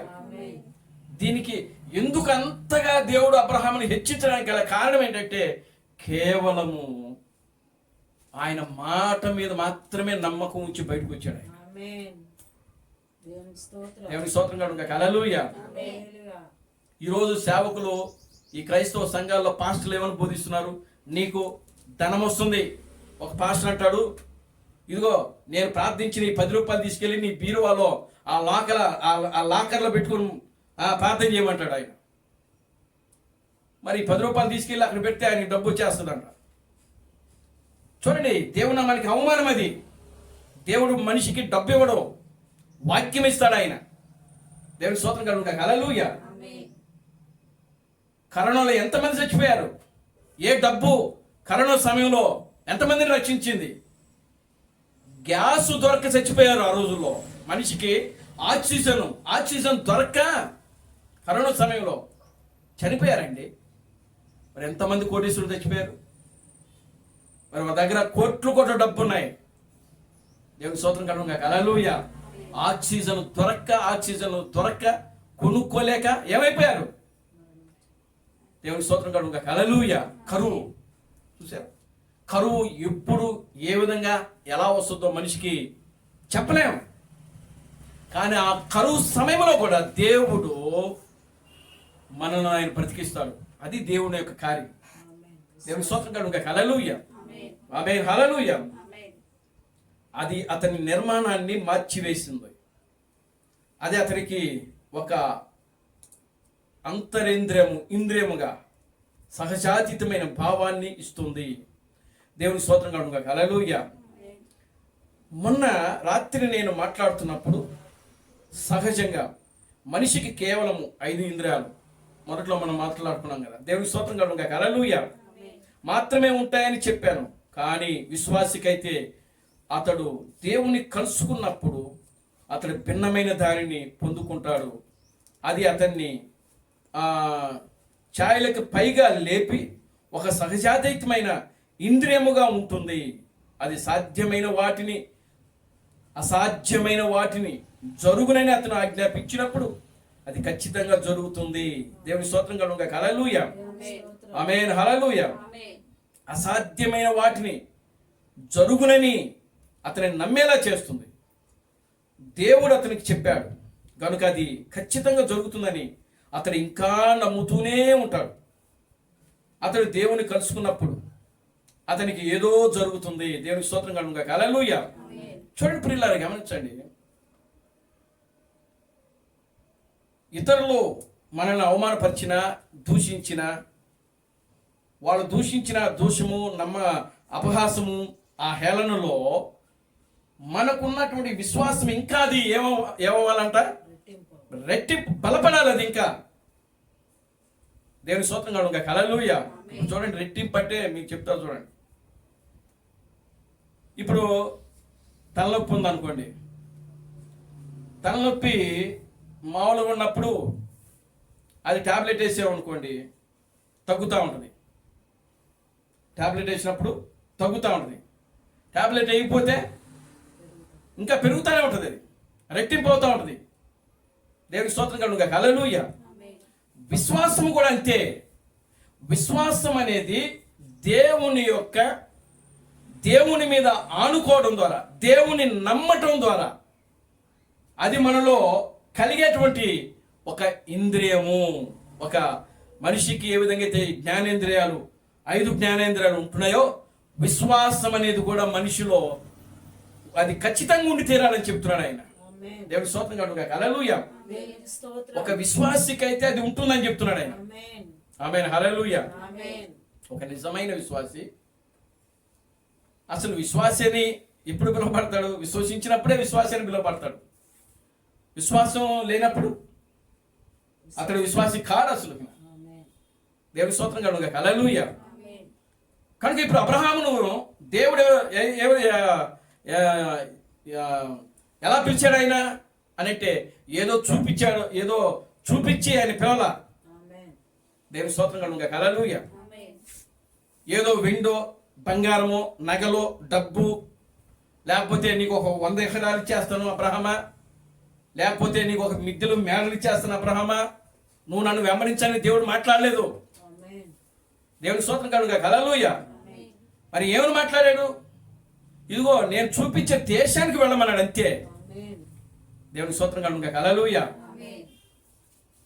అబ్రహాము ఆ దేశం ఎలా ఉంటుందో నాయన, అక్కడ ఎలా ఉంటుందో, నాకు అన్నం దొరుకుతుందో లేదో, నాకు నీళ్లు దొరుకుతాయో లేవో, నేను రోజుకు 2 స్నానాలు చేస్తాను, అక్కడ మొహాలకి పౌడర్ దొరుకుతుందో లేదో, ఏమండి, లేకపోతే అక్కడ మనం వాడే సబ్బులు ఏంటి, మైసూర్ స్టాండ్లు అయితే మైసూర్ స్టాండ్లు దొరుకుతుందో లేదో, లేకపోతే సొంతూరు దొరుకుతుందో లేదో. దేవుని స్తోత్రం కలుగుగాక. హల్లెలూయా. ఇవన్నీ అడగల దేవుని అబ్రహాము. దేవుని స్తోత్రం కలుగుగాక. హల్లెలూయా. అప్పుడు వయసు అబ్రహాముకి ఎంత అంటే 75 సంవత్సరములు ఈడు గలవాడని వాక్యంలో రాయబడింది. దేవుడు అబ్రహామును పిలిచినప్పుడు ఆయన వయసు ఎంత అని అంటే 75 సంవత్సరముల ఈడు కలిగిన వాడు అని వాక్యంలో రాయబడింది. దేవుని స్తోత్రం కలుగుగాక. హల్లెలూయా. చూడండి ఆ వాక్యాన్ని మనం చదువుదాం. ఆదికాండం 12వ అధ్యాయం 1 నుంచి 4 వచనాలు చదవండి. యెహోవా నీవు లేచి నీ దేశము నుండి, నీ బంధువుల యొద్ద నుండి, నీ తండ్రి ఇంటి నుండి బయలుదేరి నేను నీకు చూపించు దేశమునకు వెళ్ళము. నిన్ను గొప్ప జనముగా చేసి నిన్ను ఆశీర్వదించి నీ నామమును గొప్ప చేయుదును. నీవు ఆశీర్వాదముగా ఉందువు. నిన్ను ఆశీర్వదించు వారిని ఆశీర్వదిస్తును, నిన్ను దూషించు వారిని శపించెదను. భూమి యొక్క సమస్త వంశములు నీ యందు ఆశీర్వదించబడునని అబ్రహాముతో చెప్పాను. అబ్రహాముతో అనగా యెహోవా అతనితో చెప్పిన ప్రకారము అబ్రహాము వెళ్ళెను. లోతు అతనితో కూడా వెళ్ళెను. అబ్రాము హారాను నుండి బయలుదేరినప్పుడు 70 ఏండ్ల ఈడు గలవాడు. అది దేవునికి స్తోత్రం కనుక హల్లెలూయా. మరి శారా వయసు ఎంతప్పటికి 65. అబ్రహాము వయసు 75 ఏళ్ళు. దేవునికి స్తోత్రం కనుక హల్లెలూయా. గ్లోరీ టు గాడ్ హల్లెలూయా. ఇప్పుడు అక్కడి నుంచి బయలుదేరినాడు ఆయన. బయలుదేరేటప్పటికి 75 సంవత్సరాలు ఈడుగలు. ఎక్కడికి వచ్చేసాడు? కనానికి వచ్చేసాడు. దేవుని స్తోత్రం కనుక హల్లెలూయా. 75 సంవత్సరాలు ఈడు కలిగిన వ్యక్తి హారాను, కల్దీలు, బబులోను దేశాన్ని విడిచిపెట్టి తన భార్యను తీసుకుని వచ్చాడు. దేవునికి స్తోత్రం కనుక హల్లెలూయా. కనుక అప్పుడు అబ్రహాము ప్రియులను గమనించండి, కనానుకు వచ్చేసాడు. కనాన్లో హాయి అనేటువంటి ప్రాంతం దగ్గర ఆయన ఏం చేసినాడంటే గుడారం వేసుకున్నాడు. ఒక బలిపీఠాన్ని కట్టాడు అక్కడ దేవునికి. దేవుని స్తోత్రం కనుక హల్లెలూయా. చూడండి, మొట్టమొదటి కరువు కనాన్లోనే ఎదుర్కొన్నాడు అబ్రహాం. దేవుని స్తోత్రం కనుక హల్లెలూయా. చూడండి 12:10 అప్పుడు ఆ దేశములో కరువు వచ్చెను. ఆ దేశములో కరువు భారముగా ఉన్నందున అబ్రాము ఐగుప్తు దేశములో నివసించుటకు అక్కడికి వెళ్ళెను. దేవునికి స్తోత్రం కలుగు. చాలండి, దేవుని నామానికి మహిమ కలుగుగా. హల్లెలూయా. ఇప్పుడు కనాన్లో ఏమొచ్చింది? కరువు వచ్చింది. అది మొదటి కరువు. అబ్రహాము వెళ్ళిన తర్వాత, కనాన్లోకి వెళ్ళిన తర్వాత మొట్టమొదటిగా కరువును ఎదుర్కొన్నాడు. ఆ కరువునికి అబ్రహాము ఎక్కడికి వెళ్ళిపోయాడు? ఎక్కడికి వెళ్ళాడు? ఐగుప్తుకు వెళ్ళాడు. కింద ఉంటుంది. దేవుని స్తోత్రం కనుక హల్లెలూయా. క్రీస్తు బిడ్డ చెప్తున్నాడు, ఒక యూదుడు ఎంత కరువు వచ్చినా, ఎంత కాటకా వచ్చినా ఆ యొక్క కనానును, పలస్తీనాను విడిచిపెట్టకూడదంట. దేవుని స్తోత్రం కనుక హల్లెలూయా. ఏమండి? ఆమేన్, హల్లెలూయా. ఒక యూదుడు, ఒక వ్యక్తి చూడండి, ఆ ఏ ప్రాంతంలో ఎంత కరువు వచ్చినా సరే, ఎంత కరువు వచ్చినా, ఎన్ని సమస్యలు వచ్చినా సరే, ఎన్ని ఇబ్బందులు వచ్చినా సరే, ప్రియులారా, ఆ ప్రాంతాన్ని విడిచిపెట్టకూడదంట. దేవుని స్తోత్రం కలుగుగా. హల్లెలూయా. ఆ ప్రాంతం విడిచిపెడితే అది అవమానకరం అని చెప్తున్నాడు ఆయన. ఆమేన్, హల్లెలూయా. యూదుడు ఆ ప్రాంతం విడిచిపెడితే అవమానకరం అంట. దేవుని నామానికి మహిమ కలుగుగా. హల్లెలూయా.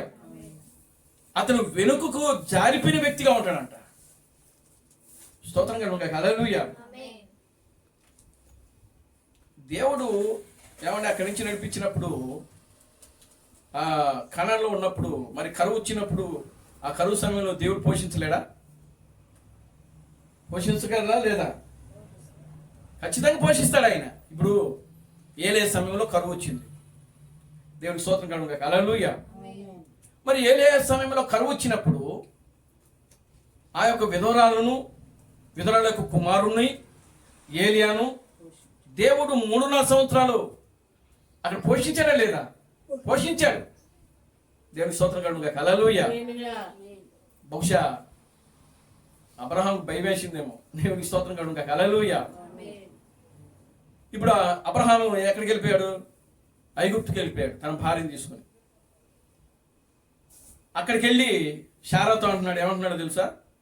అమ్మా, నీ నిమిత్తమే ఈ ప్రజలు నన్ను చంపేస్తారేమో, కనుక నీవు ఎవరైనా అడిగితే నువ్వు నా సహోదరి నా చెల్లివని చెప్పని చెప్పి అక్కడ చెప్పమని చెప్తున్నాడు. ఇది మొదటిది. దేవుని స్తోత్రం కనుక హల్లెలూయా. అక్కడ కొన్ని రోజులు ఉంటాడు, మరలా తిరిగి ఎక్కడికి వచ్చేస్తాడంటే కనాన్కి వచ్చేస్తాడు అబ్రహాం. దేవుడు నామానికి మహిమ కలుగును గాక. హల్లెలూయా. చూడండి పిల్లలు గమనించండి. ఇప్పుడు 13వ అధ్యాయంలోకి వద్దాం మనం. 14 వచ్చిన 14 నుంచి 18 వచ్చిన మనం చదువుతాం. లోతు అబ్రహామును విడిచిపోయిన తరువాత యెహోవా ఇదిగో నీ కన్నులెత్తి నీ ఉన్న చోట నుండి ఉత్తరపు తట్టు దక్షిణపు తట్టు తూర్పు తట్టు పడమర తట్టుకును చూడుము.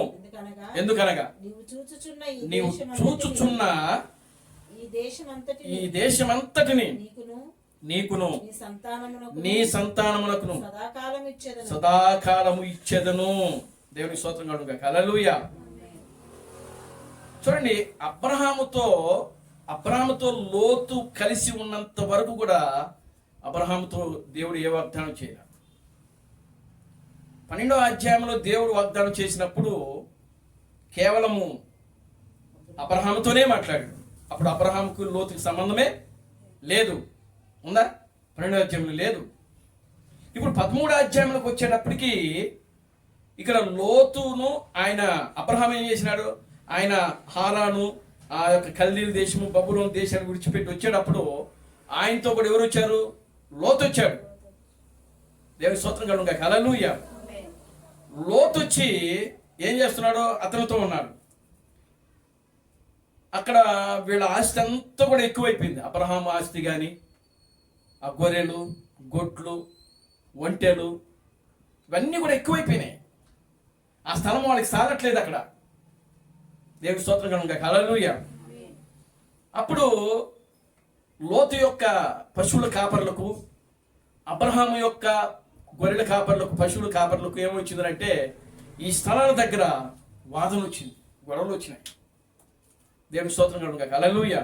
అప్పుడు అబ్రహాం అంటాడు లోతుని పిలిచి, మనం ఇద్దరమే బంధువులు నాయనా, మనకెందుకు ఈ గొడవలు అని చెప్పి, ఇదిగో నువ్వు తూర్పు తట్టుకుపోతే నేను పడమటి వైపు పోతా, లేదా నువ్వు ఉత్తరం వైపు పోతే నేను దక్షిణం వైపు. దేవుని స్తోత్రం కలుగును గాక. హల్లెలూయా. నీవు ఎటు వెళ్తావో కోరుకో అని చెప్పి ముందు అవకాశం లోతుకి ఇస్తే, లోతు కన్నులెత్తి పైకి చూసి ఆయన సొదొమ గొమొర్రా పట్టణాలు పచ్చగా నిగనిగలాడుతూ కనబడ్డాయి. ఇదిగో ఆ ఎదురుగా ఉన్నటువంటి ఎరుకోరు దాటిన తర్వాత సొదొమ కనబడింది ఆయనకి. దేవుని స్తోత్రం కలుగును గాక. హల్లెలూయా. యోర్దాను అవతల ఏముంది? సొదొమ ఉంది. చూడటానికి ఎలా ఉంది? చక్కగా పచ్చగా నిగనిగలాడింది. నేను అక్కడ పోతానన్నాడు. సరే పో అన్నాడు, అంతే. ఇక ఎప్పుడైతే అబ్రహాము నుండి లోతు వేరైపోయాడు, లోతు ఎక్కడికి వెళ్ళిపోయాడు? సొదొమ గొమొర్రా పట్టణంలోకి వెళ్ళిపోయాడు. అబ్రహాం ఎక్కడున్నాడు? అదే ఎడారి ప్రాంతంలో గుడారం వేసుకుని అబ్రహాము యొక్క భార్య శారా, తర్వాత ఆయన యొక్క పశువుల కాపర్లు, దాసి, వీళ్ళంతా కూడా ఉన్నారు అక్కడ. దేవుని స్తోత్రం కలుగును గాక. హల్లెలూయా. అప్పుడు మరలా అబ్రహామును దేవుడు దర్శించాడు. దేవుడు దర్శించి ఇప్పుడు చదివాడు, అబ్రహామా ఆకాశ నక్షత్రాలు చూడు. దేవుని స్తోత్రం కలుగును గాక. హల్లెలూయా. ఒకవేళ నువ్వు అవి లెక్కింపగలవా? ఆ విధంగా నీ సంతానాన్ని చేస్తానన్నాడు. దేవుని స్తోత్రం కలుగును గాక. హల్లెలూయా. అంటే దేవుడు చూడండి, 12వ అధ్యాయంలో ఉన్నప్పుడు ఒక రకంగా మాట్లాడుతున్నాడు, 13వ అధ్యాయంలోకి వచ్చేటప్పటికి మరొక వాగ్దానాన్ని పెంచుతున్నాడు ఆయన. అంటే అబ్రహాము యొక్క విశ్వాసాన్ని దేవుడు ఏం చేస్తా వస్తున్నాడంటే తన యొక్క వాగ్దానాల ద్వారా ఇంకా ముందుకు తీసుకుని పోతున్నాడు ఆయన. అబ్రహాం కూడా విడిచిపెట్టలే అక్కడ. దేవుడికి నాకు పిల్లలు లేరు కదా, ఇంకా పుట్టలేదు కదా, ఇదంతా ఎందుకు అనుకోలేదు ఆయన. దేవుని స్తోత్రం కలుగును గాక. హల్లెలూయా. ఇంకా కూడా విశ్వాసములో అబ్రహాము ముందుకు వెళుతా ఉన్నాడు ఆయన. దేవుని స్తోత్రం కలుగును గాక. హల్లెలూయా. ఇంకా ముందుకు వెళుతున్నాడు. ఏమైనా జరగని అనుకుంటున్నాడు ఆయన. దేవుని స్తోత్రం కలుగును గాక. హల్లెలూయా. నాకు పిల్లలు పుట్టని పుట్టకపోని. దేవుని స్తోత్రం కలుగుగాక. హల్లెలూయా. ఏమన్నాడు అక్కడ? 13, 14, 18 వచ్చినాడు, చదవండి.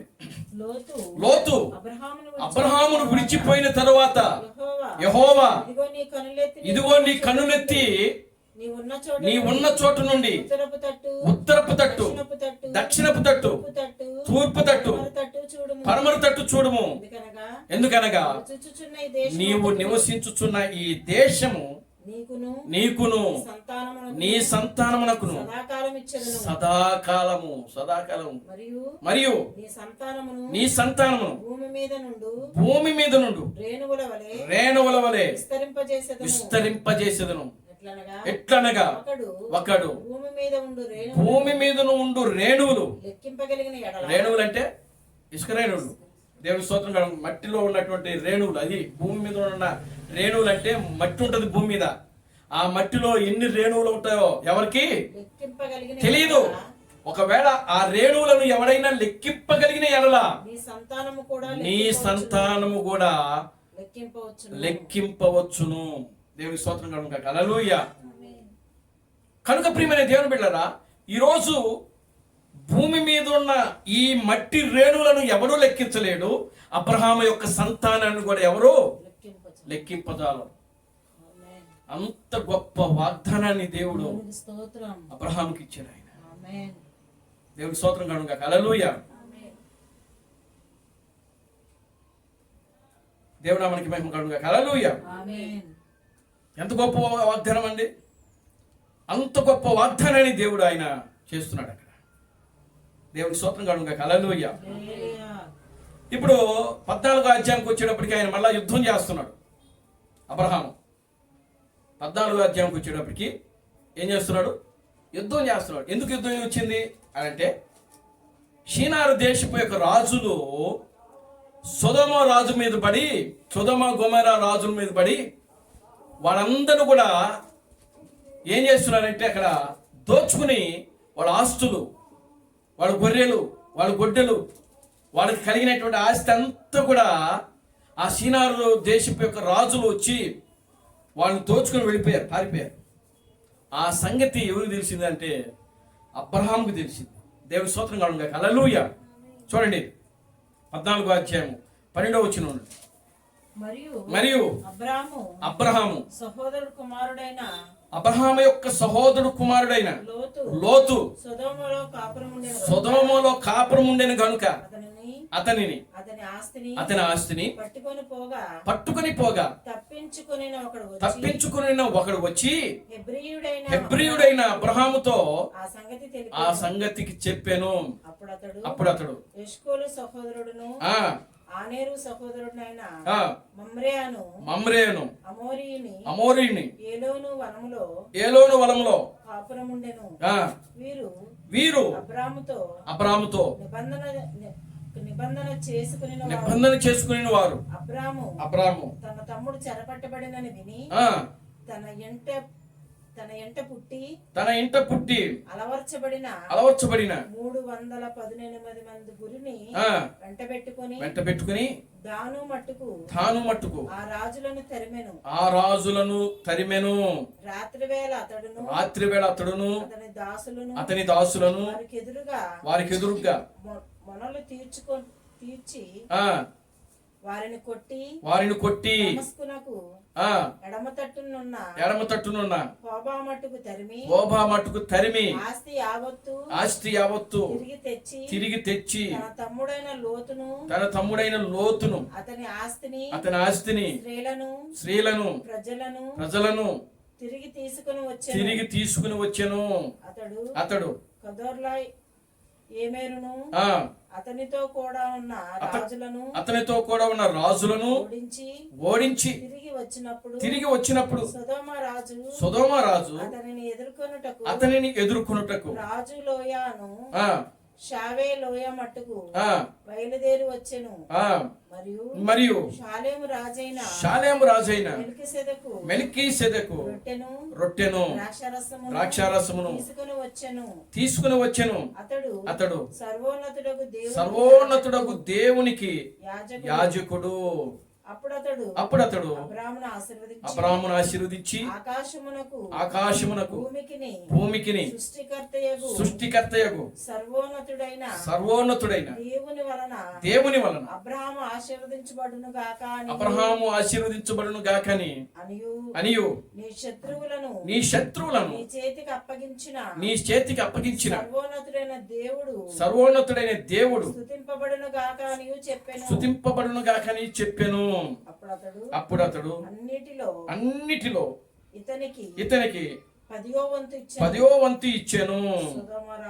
సొదొమ రాజు మనుషులను నాకిచ్చి ఆస్తిని నీవే తీసుకొనమని అబ్రాహాముతో చెప్పగా అబ్రాహాము నేనే అబ్రాహామును ధనవంతునిగా చేసి తినని నీవు చెప్పకుండానట్లు ఒక నూలు పోగైనను చెప్పుల వారైనను నీ వాటిలో ఏదైనను తీసుకొననని ఆకాశమునకు భూమికిని సృష్టికర్తయును సర్వోన్నతుడైన దేవుని యెహోవా ఎదుట నా చెయ్యి ఎత్తి ప్రమాణము చేయుచున్నాను. అయితే ఈ పడుచువారు భుజించినది తప్ప నాతో కూడా వచ్చిన అన్నేరు ఇష్కోలు మమ్రేను వారికి ఏ భాగములు రావలెనో ఆ భాగములు మాత్రము వారిని తీసుకొనమని సొదొమ రాజుతో చెప్పెను. దేవునికి స్తోత్రం కనుక హల్లెలూయా. కనుక చూడండి, యుద్ధం చేసి అబ్రహాము ఆయన మరలా తిరిగి వస్తున్నప్పుడు ఆ రాజులను జయించి ఏమండి దోచుకోపోయినటువంటి ఆస్తి అంతా కూడా మరలా తిరిగి తీసుకొని ప్రజలను ఏమండి స్త్రీలను అక్కడ వాళ్ళు ఏదైతే పట్టుకెళ్ళి వెళ్ళిపోయారో మరలా తిరిగి అవన్నీ కూడా అబ్రహాము తన తమ్ముడైనటువంటి లోతుకి అప్పగిస్తా ఉన్నాడు. ఇక్కడ దేవుని స్తోత్రం కనుక హల్లెలూయా. అప్పుడు అవన్నీ రాజులను జయించి అబ్రహాం మళ్ళా తిరిగి వెళుతున్నప్పుడు అప్పుడు మెల్కీసెదెకు ఆయన ఎదుర్కొన్నాడట. దేవునికి స్తోత్రం కనుక హల్లెలూయా. ఈ మెల్కీసెదెకు ఎవరు అంటే దేవునికి నిరంతరము యాజకుడై ఉన్నాడట ఆయన. దేవునికి స్తోత్రం కనుక హల్లెలూయా. అప్పుడు ఆయన వచ్చి ఏం చేసినాడంటే ఆయనకు రొట్టె ఇచ్చాడు, రొట్టెను ద్రాక్షారసం ఇచ్చాడు ఆయన. దేవునికి స్తోత్రం కనుక హల్లెలూయా. అవి తిన్నాడు. తిన్నప్పుడు అబ్రహాము వాటన్నిటిలో కూడా ఏం చేసినాడంటే 10వ వంతు ఆయన కానుక ఇచ్చాడంట. దేవునికి స్తోత్రం కనుక హల్లెలూయా. కనుక ప్రియమైన దేవుని బిడ్డలారా చూడండి, ఈ 14వ అధ్యాయంలో ఆ మెల్కీసెదెకు కూడా అబ్రహామును ఏం చేస్తున్నాడంటే ఆశీర్వదిస్తున్నాడు. ఇక్కడ మెల్కీసెదెకు ఏం చేస్తున్నాడు? అబ్రహామును ఆశీర్వదిస్తున్నాడు. ప్రతి అధ్యాయములో అబ్రహామును దేవుడు ఒక్కొక్క విధంగా ఒక్కొక్క రకంగా దేవుడు ఆశీర్వదిస్తా వస్తున్నాడు. అక్కడ దేవుని స్తోత్రం కనుక హల్లెలూయా. ఇప్పుడు చూడండి 15వ అధ్యాయంలో పోతాం.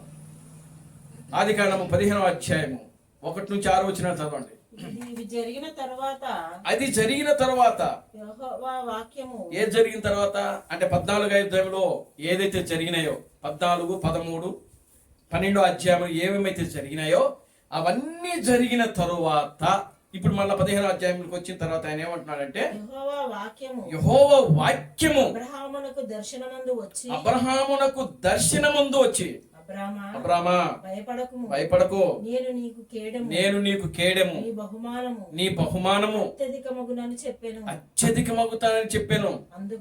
అందుకు అబ్రహాము ప్రభువైన యెహోవా నీవు నాకు ఏమిచ్చినా ఏమి నేను సంతానము లేనివాడినై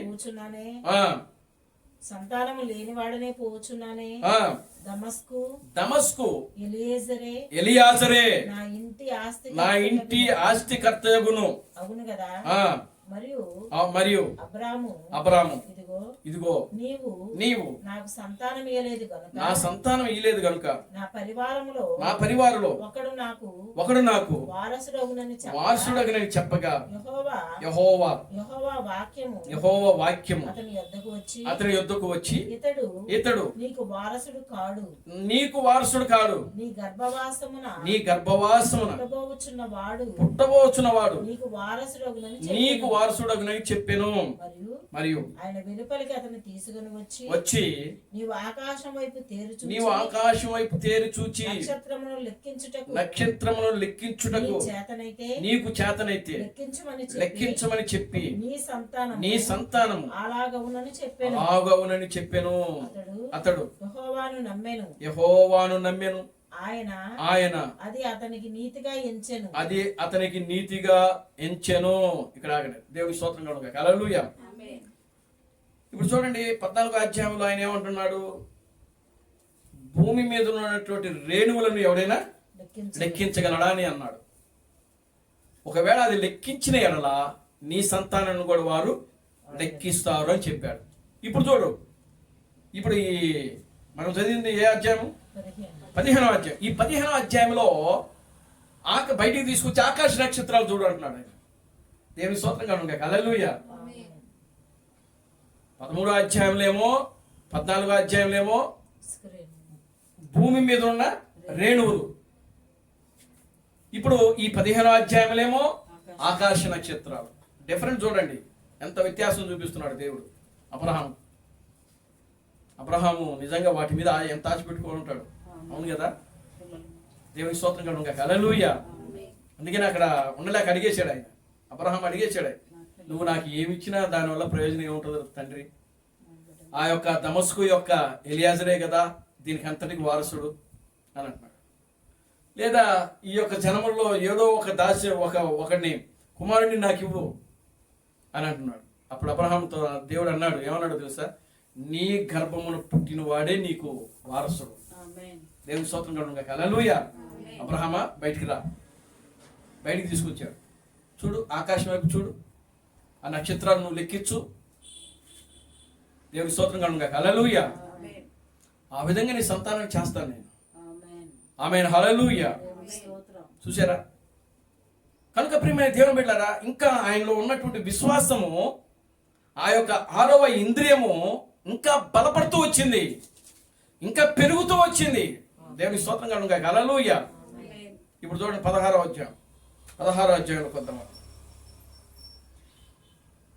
16వ అధ్యాయం మొదటి నుంచి చదవండి. అబ్రాము భార్య అయిన శారాయి అతనికి పిల్లలు కనలేదు. ఆమెకు హాగరును ఐగుప్తురాలైన దాసి ఉండెను. కాగా శారాయి ఇదిగో నేను పిల్లలు కనకుండా యెహోవా చేసి ఉన్నాడు. నీవు దయచేసి నా దాసితో పొమ్ము. ఒకవేళ ఆమె వలన నాకు సంతానము కలగవచ్చునని అబ్రాముతో చెప్పాను. అబ్రాము శారాయి మాట వినెను. కాబట్టి అబ్రాము కనాను దేశములో 10 ఏండ్లు కాపురం ఉన్న తర్వాత అబ్రాము భార్య అయిన శారాయి తన దాసి అయిన హాగరును ఐగుప్తురాలు తీసుకుని తన పెనిమిటి అయిన అబ్రాహామునకు భార్యగా ఉండునట్లు అతనికి ఇచ్చెను. అతడు ఆగరుతో పోయినప్పుడు ఆమె గర్భవతి ఆయను. అది తాను గర్భవతి నైతినని తెలుసుకున్నప్పుడు దాని యజమానురాలు దాని దృష్టికి నీచమైనదాయను. ఇప్పుడు చూడండి, ఇక్కడ అబ్రహాము ఈ యొక్క 16వ అధ్యాయంలో ఏం జరుగుతుంది? అబ్రహాముకి పిల్లలు లేరు కనుక శారా అంటుంది, ఇక నాకు పిల్లలు పుట్టరు కనుక నువ్వు ఈ యొక్క దాసిని వివాహం చేసుకుంటే ఆమె ద్వారా మనకు పిల్లలు కనొచ్చేమని చెప్పి ఇప్పుడు ఆగరిని ఇచ్చి అబ్రహాముకి వివాహం చేసింది. ఎవరు? శారా. దేవుని స్తోత్రం కలుగుగాక. హల్లెలూయా. ఎన్ని సంవత్సరాలు కాపురం ఉన్నారు వాళ్ళు కానాన్లో? 10 సంవత్సరాలను అక్కడ వాక్యం ఉన్నది. 10 సంవత్సరంలో కాపురం ఉన్న తర్వాత హాగర్ను పెళ్లి చేసుకున్నాడు. దేవుని స్తోత్రం కనుక హల్లెలూయా. ఇప్పుడు గర్భవతి అయింది. ఎవరు? హాగరు. గర్భవతి అయిన తర్వాత ఎప్పుడైతే ఈమె గర్భవతి అయిందో శారాను చిన్నచూపు చూసింది. ఎవరు? హాగరు. ఈ నీచురాలుగా కనబడిందంట. ఎవరి దృష్టికి? హాగరు దృష్టికి శారా ఎలా కనబడింది? నీచమైన దానిగా, అంటే పిల్లలు కనలేని దానిగా, గుడ్రాలుగా కనబడింది. వెంటనే హాగర్ ఏం చేసిందంటే అక్కడి నుంచి పారిపోయింది అడవిలోకి. అక్కడికి వెళ్ళిన తర్వాత దేవుడు ఆమెతో మాట్లాడాడు. నువ్వు మరలా తిరిగి ఎక్కడికి? ఇంటికి వెళ్ళిపో, అబ్రహాం ఇంటికి వెళ్ళిపో, నేను నిన్ను కూడా ఆశీర్వదిస్తాను, నీ సంతానాన్ని కూడా నేను ఆశీర్వదిస్తాను అని చెప్పి మరలా హాగర్తో దేవుడు మాట్లాడే హాగర్ని మళ్ళా ఏం చేస్తాడంటే తిరిగి ఇంటికి పంపించేస్తాడు. దేవుని స్తోత్రం కలుగుగాక హల్లెలూయా. అప్పుడు ఆమెకు ఈ యొక్క 16వ అధ్యాయంలో ఇంకొక కార్యం జరుగుతుంది. అక్కడనే మరలా సున్నతి కూడా అబ్రహాం చేయించుకోవాలి. దేవుడు సున్నతి గురించి కూడా మాట్లాడతాడు, ఒక నిబంధన చేస్తాడు ఆయన. దేవుడు నామానికి మహిమ కలుగుగాక హల్లెలూయా.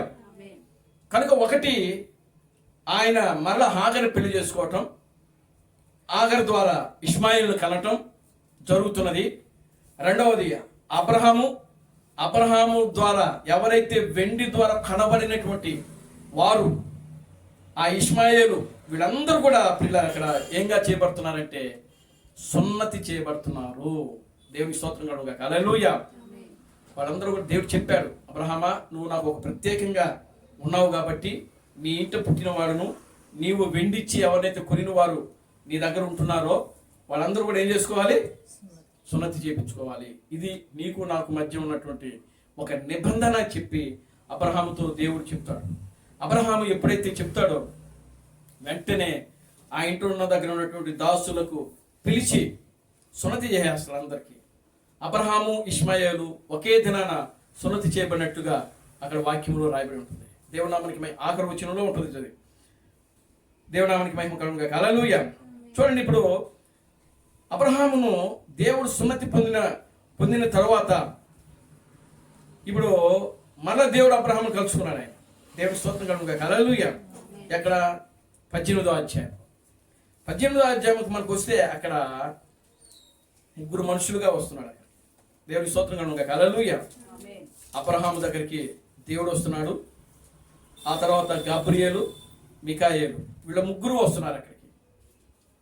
వచ్చినప్పుడు అబ్రహాము అప్పుడు చూడండి 17వ అధ్యాయంలో ఆయన వయసు ఎంతో మనకు తెలియజేయబడుతుంది. అక్కడ 17వ అధ్యాయం 1వ వచనం. అబ్రాము 99 ఏండ్ల గలవాడై యెహోవా అతనికి ప్రత్యక్షమై నేను సర్వశక్తి గల దేవుడను, నా సన్నిధిలో నడుచుచు నిందారహితుడివై ఉండుము, నాకును నీకును మధ్య నా నిబంధన నియమించును, అత్యధికముగా అభివృద్ధి పొందించదను అని అతనితో చెప్పెను.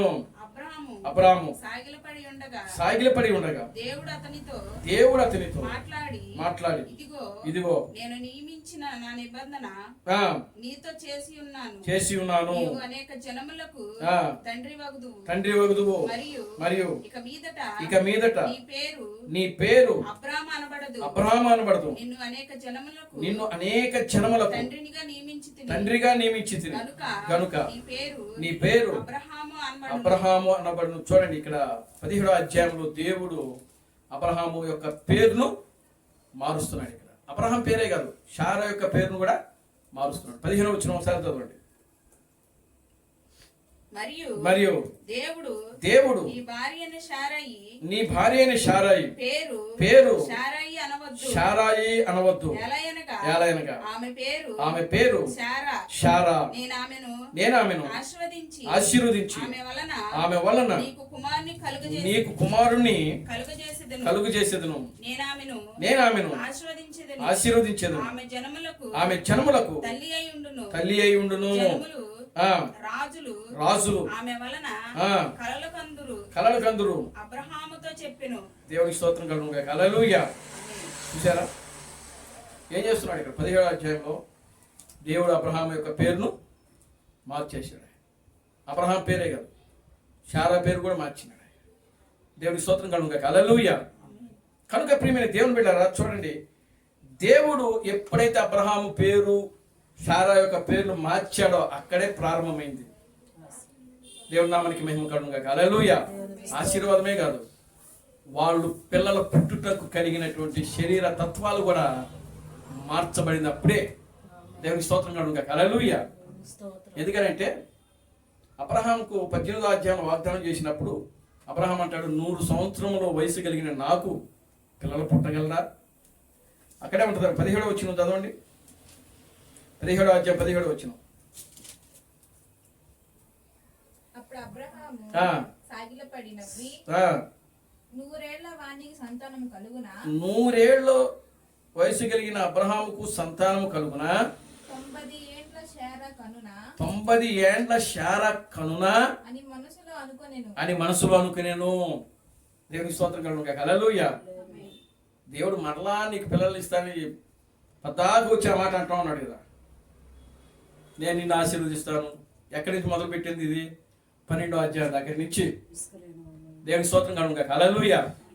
నీ సంతానాన్ని ఇసుకలేని వాళ్ళు చేస్తాను, నీ సంతానాన్ని ఆకాశ నక్షత్రం వాళ్ళకి చేస్తాను, నిన్ను నేను అనేక జనములకు తండ్రిగా చేస్తాను అని ఈ విధంగా చెప్పుకుంటా వచ్చి 17వ అధ్యాయానికి వచ్చేటప్పటికి ఏం చేసినాడు? అబ్రహామే ఏమంటున్నాడో తెలుసా? 100 ఏండ్లు నాకు సంతానము కలుగునా, 90 ఏండ్ల శారా కనునా.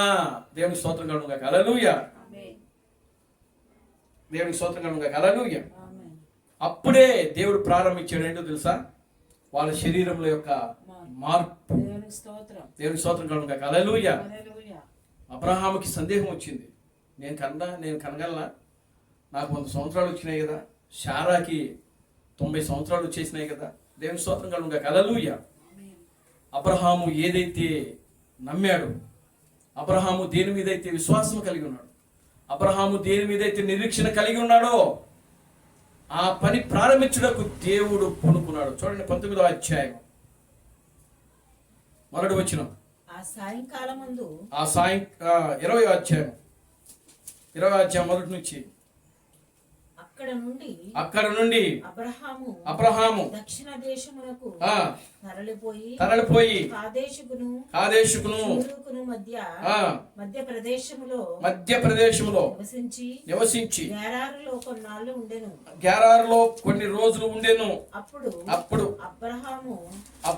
అబ్రహాము తన భార్యను శారాను గూర్చి ఈమె నా చెల్లెలని చెప్పెను.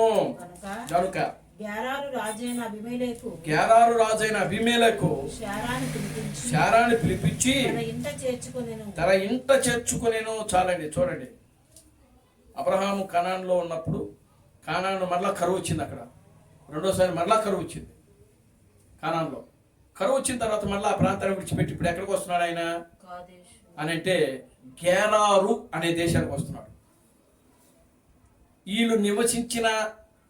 వీళ్ళు నివాసం ఉంటున్న ప్రాంతానికి, ఆ గెరారు అనేటువంటి దేశానికి ఎన్ని కిలోమీటర్లు ఉన్నదంటే 30 కిలోమీటర్లు అంట. క్రీస్తు ప్రణామం చెప్తున్నాడు. దేవుడి స్తోత్రం కలుగును గాక. హల్లెలూయా. ఎన్ని కిలోమీటర్లు? 30 కిలోమీటర్లు. మరి 30 కిలోమీటర్లు నడిచి వెళ్ళాలి అక్కడికి. ఇప్పుడు ఆ గెరారు దేశాన్ని ఏలుతున్నటువంటి రాజు ఎవరు అని అంటే అబీమెలెకు. దేవుడి స్తోత్రం కలుగును గాక. హల్లెలూయా. ఎవరు వెళ్తున్నారు అక్కడ? అబీమెలెకు రాజు వెళ్తున్నాడు. ఇప్పుడు చూడండి, అబ్రహాము శారా నడిచి వెళ్తున్నాడు ఎక్కడికి? ఆ గెరారు అనే ప్రాంతానికి. ఎన్ని కిలోమీటర్లు?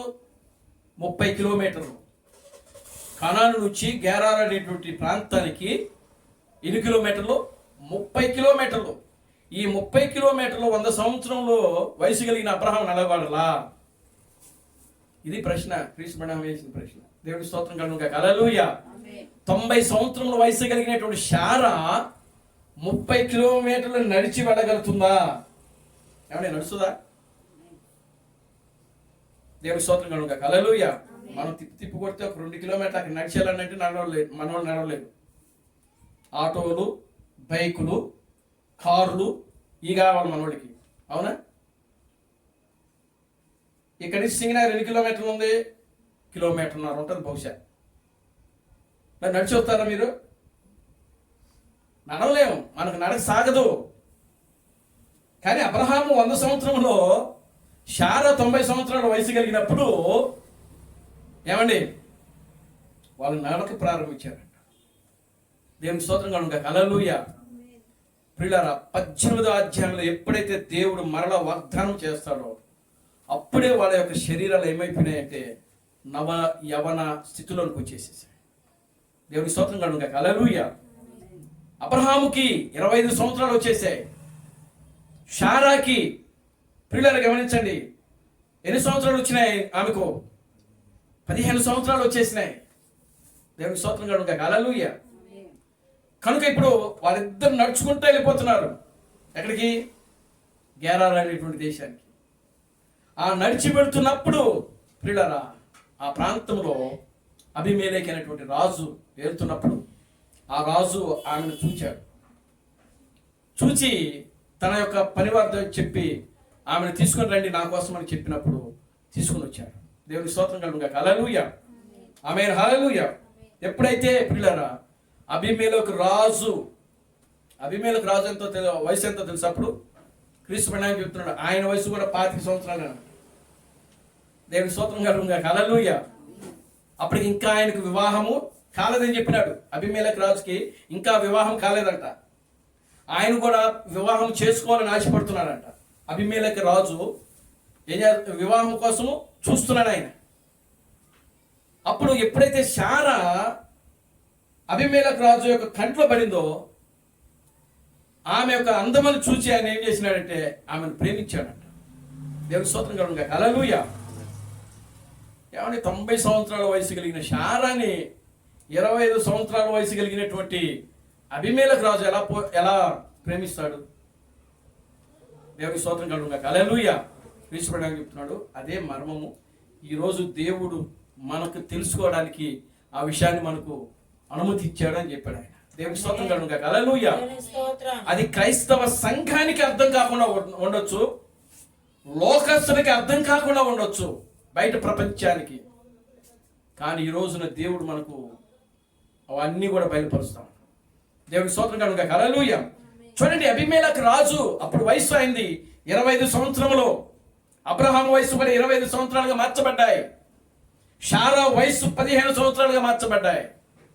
వారు ఎలా ఉన్నారంటే నవ యవన స్థితిలోకి వచ్చేసి పూర్తిగా వాళ్ళ శరీరాలు పిల్లలు గమనించండి మార్చబడ్డాయి. మీకు తెలుసా, ఆ ఆయన ఆ సిరియా రాజు నయమాను కుష్ఠరోగితో ఉన్నప్పుడు ప్రవక్త అయిన ఎలీషాని వెళ్ళి ఆ నదిలో 7 సార్లు మునగొన్నప్పుడు ఆయనకు దేహం ఎలా అయింది? పసిపిల్లవాని దేహం వల్ల మారిపోయిందంట. యేసు ఒక రోజున 10 మంది కుష్ఠరోగులను చూసి మీ దేహమును మీ యాజకులకు చూపించుకోండి అని చెప్పినప్పుడు వారు మార్గ మధ్యములోనే ఉండగానే వాళ్ళ శరీరాలు ఏమైపోయాయి? దేవుని స్తోత్రం కలుగుగా హల్లెలూయా. వాడు గుర్తుపట్టలే అసలు. దేవుని స్తోత్రం కలుగుగా హల్లెలూయా. గుర్తుపట్టే స్థితిలో లేరు అసలు. వీళ్ళు ఎవరు అసలు మన మధ్యలో ఉన్నారంటే ఎవరా మీరు అని అంటే మేము ఎవరో కాదు, 10 మంది కుష్ఠరోగులు మేమే. మీరు ఊరు బయటకు గెంటేశారే వారు మేమే. మరి మీరు మీ శరీరాలు ఏంట్రా, ఎలా మీరు మారిపోయారు? మీరు ఏ మందు వాడారు? మిమ్మల్ని ఎవరు బాగు చేశారు? మీకు స్వస్థత ఎలా వచ్చింది అని అంటే ఆయన అంటున్నారు, మాకు నజరేయుడైన యేసు స్వస్థత ఇచ్చాడు. దేవుని స్తోత్రం కలుగుగా హల్లెలూయా. మా శరీరాలు మేము మార్గ మధ్యలో ఉండగానే, అక్కడ క్లియర్గా ఉంటుంది, వారు మార్గములో ఉండగానే వాళ్ళ శరీరాలు పసిపిల్లవాడి దేహం వలె మార్చబడెను. ఇక్కడ అబ్రహాము శారా ప్రియులను గమనించండి, వారు కనాను విడిచి ఆ గెరారు దేశంలోకి వెళుతున్నప్పుడు వారి శరీరాలు పసిపిల్లవాడి దేహాల వలె మార్చబడ్డాయి. 25 సంవత్సరాలు వయసు కలిగిన యొక్క పురుషుని యొక్క శరీరము అబ్రహాముకు మార్చబడింది. 15 సంవత్సరం వయసు కలిగినటువంటి ఆ స్త్రీ యొక్క శరీరము ఏ విధంగా ఉంటుందో ఆ విధముగా శారా యొక్క శరీరము మార్చబడింది. దేవుని స్తోత్రం కలుగుగాక. హల్లెలూయా. తుల్యమైనటువంటి గర్భము ఇప్పుడు ఏమైంది? అందుకనే కీర్తన గ్రంథంలో అనుకుంటా 92వ కీర్తన ఒకసారి చూడండి. అక్కడ ఒక మాట ఉంటుంది. 92వ కీర్తన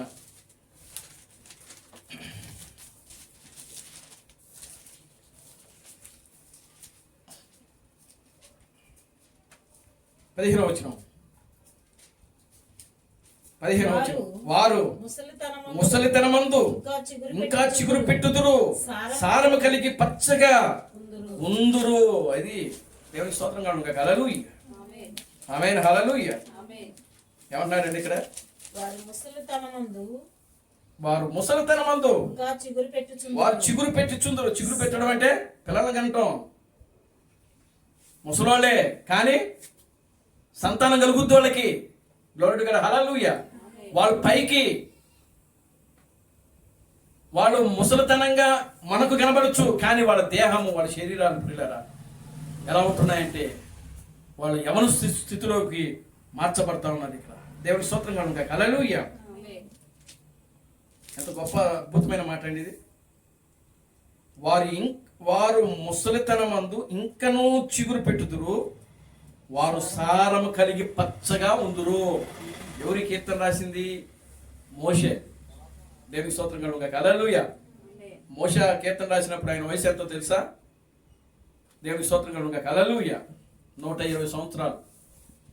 అందుకే బహుశా ఆ కీర్తన ఆ విధంగా రాశాడు ఆయన.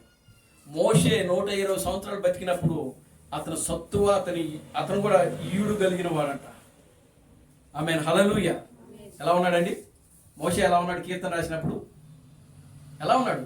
సత్తువ కలిగి ఉన్నాడు, బలం కలిగి ఉన్నాడు. ఆయన 120 సంవత్సరములు వయసు కలిగినటువంటి మోషే ఎలా కనబడుతున్నాడు తెలుసా? 25 సంవత్సరముల వయసు కలిగిన మోషేలా కనబడుతున్నాడు అక్కడ. అందుకే ఆ మాట రాయగలిగాడు ఆయన. దేవుడు గారు. హల్లెలూయా. వారు ముసలితనమందు ఇంకను చిగురు పెట్టుదురు. దేవుని స్తోత్రం కలుగుగాక. హల్లెలూయా. వారు సారము కలిగి పచ్చగా ఉందురు. ఎట్లా ఉంటారండి ముసలి? పచ్చగా ఉంటారా? ముఖాలన్నీ కూడా ఎలా ఉంటాయి? ముడతలు పడిపోయి ఏమండి మనకులా చక్కగా స్ట్రాంగ్ ఇలా నిలబడి ఉంటారా? ఒక కర్ర పట్టుకొని నడుస్తారు. దేవుని స్తోత్రం కలుగుగాక. హల్లెలూయా. మనం ఇప్పుడే గోడకి అనుకుంటున్నాం, మనం వాడికి తలుపు లేని అనుకుంటున్నారు. నడువులు నిలబట్లా మనకు. దేవుని స్తోత్రం కలుగుగాక. హల్లెలూయా. వాళ్ళకి కుర్చీలకి, అవునా? కానీ ఇప్పుడు దేవుని బిడ్డలారా, మోషే 120 సంవత్సరాలు బతికి ఈ మాట రాయగలిగాడంటే నిజంగా ఆయనలో ఉన్నటువంటి స్టామినా తగ్గల. దేవుని స్తోత్రం కలుగుగాక. హల్లెలూయా. మీకు విషయం చెప్తా చూడండి. ఇప్పుడు అబ్రహాం గెరార్ దేశానికి వెళ్ళిపోయాడు. ఆ గెరార్ దేశంలో అబ్రహాము కానీ శారా కానీ ఎలా కనబడుతున్నారు? అబీమెలెకు రాజుకి ఎలా కనబడుతున్నారు? యవ్వనంగా కనబడుతున్నారు. తీసుకువెళ్ళిపోయాడు. పెళ్లి చేసుకోవాలనుకుంటున్నాడు. ఆ రాత్రి దేవుడు మాట్లాడాడు. నువ్వు తీసుకొచ్చిన ఆ స్త్రీ వేరొక పురుషునికి భార్య, నువ్వు గాను ముట్టుకున్నావు అనుకో నీ సంతానం లేకుండా చేస్తానని చెప్పి వార్నింగ్ ఇచ్చాడు దేవుడు. దేవుడికి స్తోత్రం కలుగుగాక. హల్లెలూయా. భయమేసింది అబీమెలెకుకి. అబీమెలెకు కూడా మంచి నీతి కలిగిన వాడని వాక్యంలో రాయబడింది. అతను యథార్థవంతుడంట, అతను భక్తిపరుడంట అబీమెలెకు రాజు. దేవుని స్తోత్రం కలుగుగాక. హల్లెలూయా. పరిగెత్తుకుంటే నిద్ర లేచాడు భయంతో. అబ్రహామును పిలిపించాడు. ఏమయ్యా, నేనేమన్నా నీకు ఏమన్నా అపకారం చేసానా? నువ్వెందుకు నా చెల్లి అని చెప్పావు? అయ్యా, ఈ దేశమందు ఆయన అంటున్నాడు, అబ్రహాం అంటున్నాడు, ఈ దేశమందు దేవుని భయము బొత్తిగా లేదు అని అంటున్నాడు అక్కడ. దేవుని స్తోత్రం కలుగుగాక. హల్లెలూయా. అబీమెలెకుతో అబ్రహాం ఏమంటున్నాడో తెలుసా? ఈ దేశమందు దేవుని భయము లేదు, అందుకే ఆమె నిమిత్తమై నన్ను చంపుదేమని చెప్పి ఆమెను నా చెల్లిగా నేను చెప్పవలసి వచ్చింది. నీకు ఒక దండం నాయన, నువ్వు తీసుకుని వెళ్ళిపో. నీకు కావాలంటే ఇంకా ఆస్తి, గొర్రెలు, గొడ్లు, నీకేం కావాలో పనివాళ్ళకి చెప్పాడు అబీమెలెకు రాజు. అబ్రహాముకి ఏదైతే అవసరం ఉందో అదంతా కూడా ఇచ్చి పంపించు. ఇదిగో నువ్వు కావాలంటే ఇక్కడే ఉండు, నీ వలన నేను కూడా ఆశీర్వదించబడతా. దేవుని స్తోత్రం కలుగును గాక. హల్లెలూయా, ఆమేన్, హల్లెలూయా. చూడండి 22వ అధ్యాయం ఆదికాండము.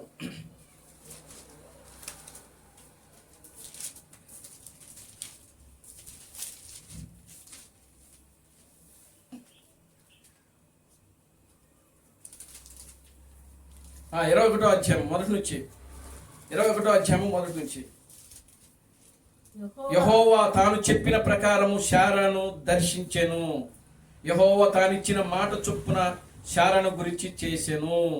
దేవుని స్తోత్రం కలుగును గాక. హల్లెలూయా, ఆమేన్, హల్లెలూయా. ఎట్లనగా దేవుడు అబ్రహాముతో చెప్పిన నిర్ణయ కాలములో శారా గర్భవతి అయి అతని ముసలితనమందు అతనికి కుమారుని కనెను.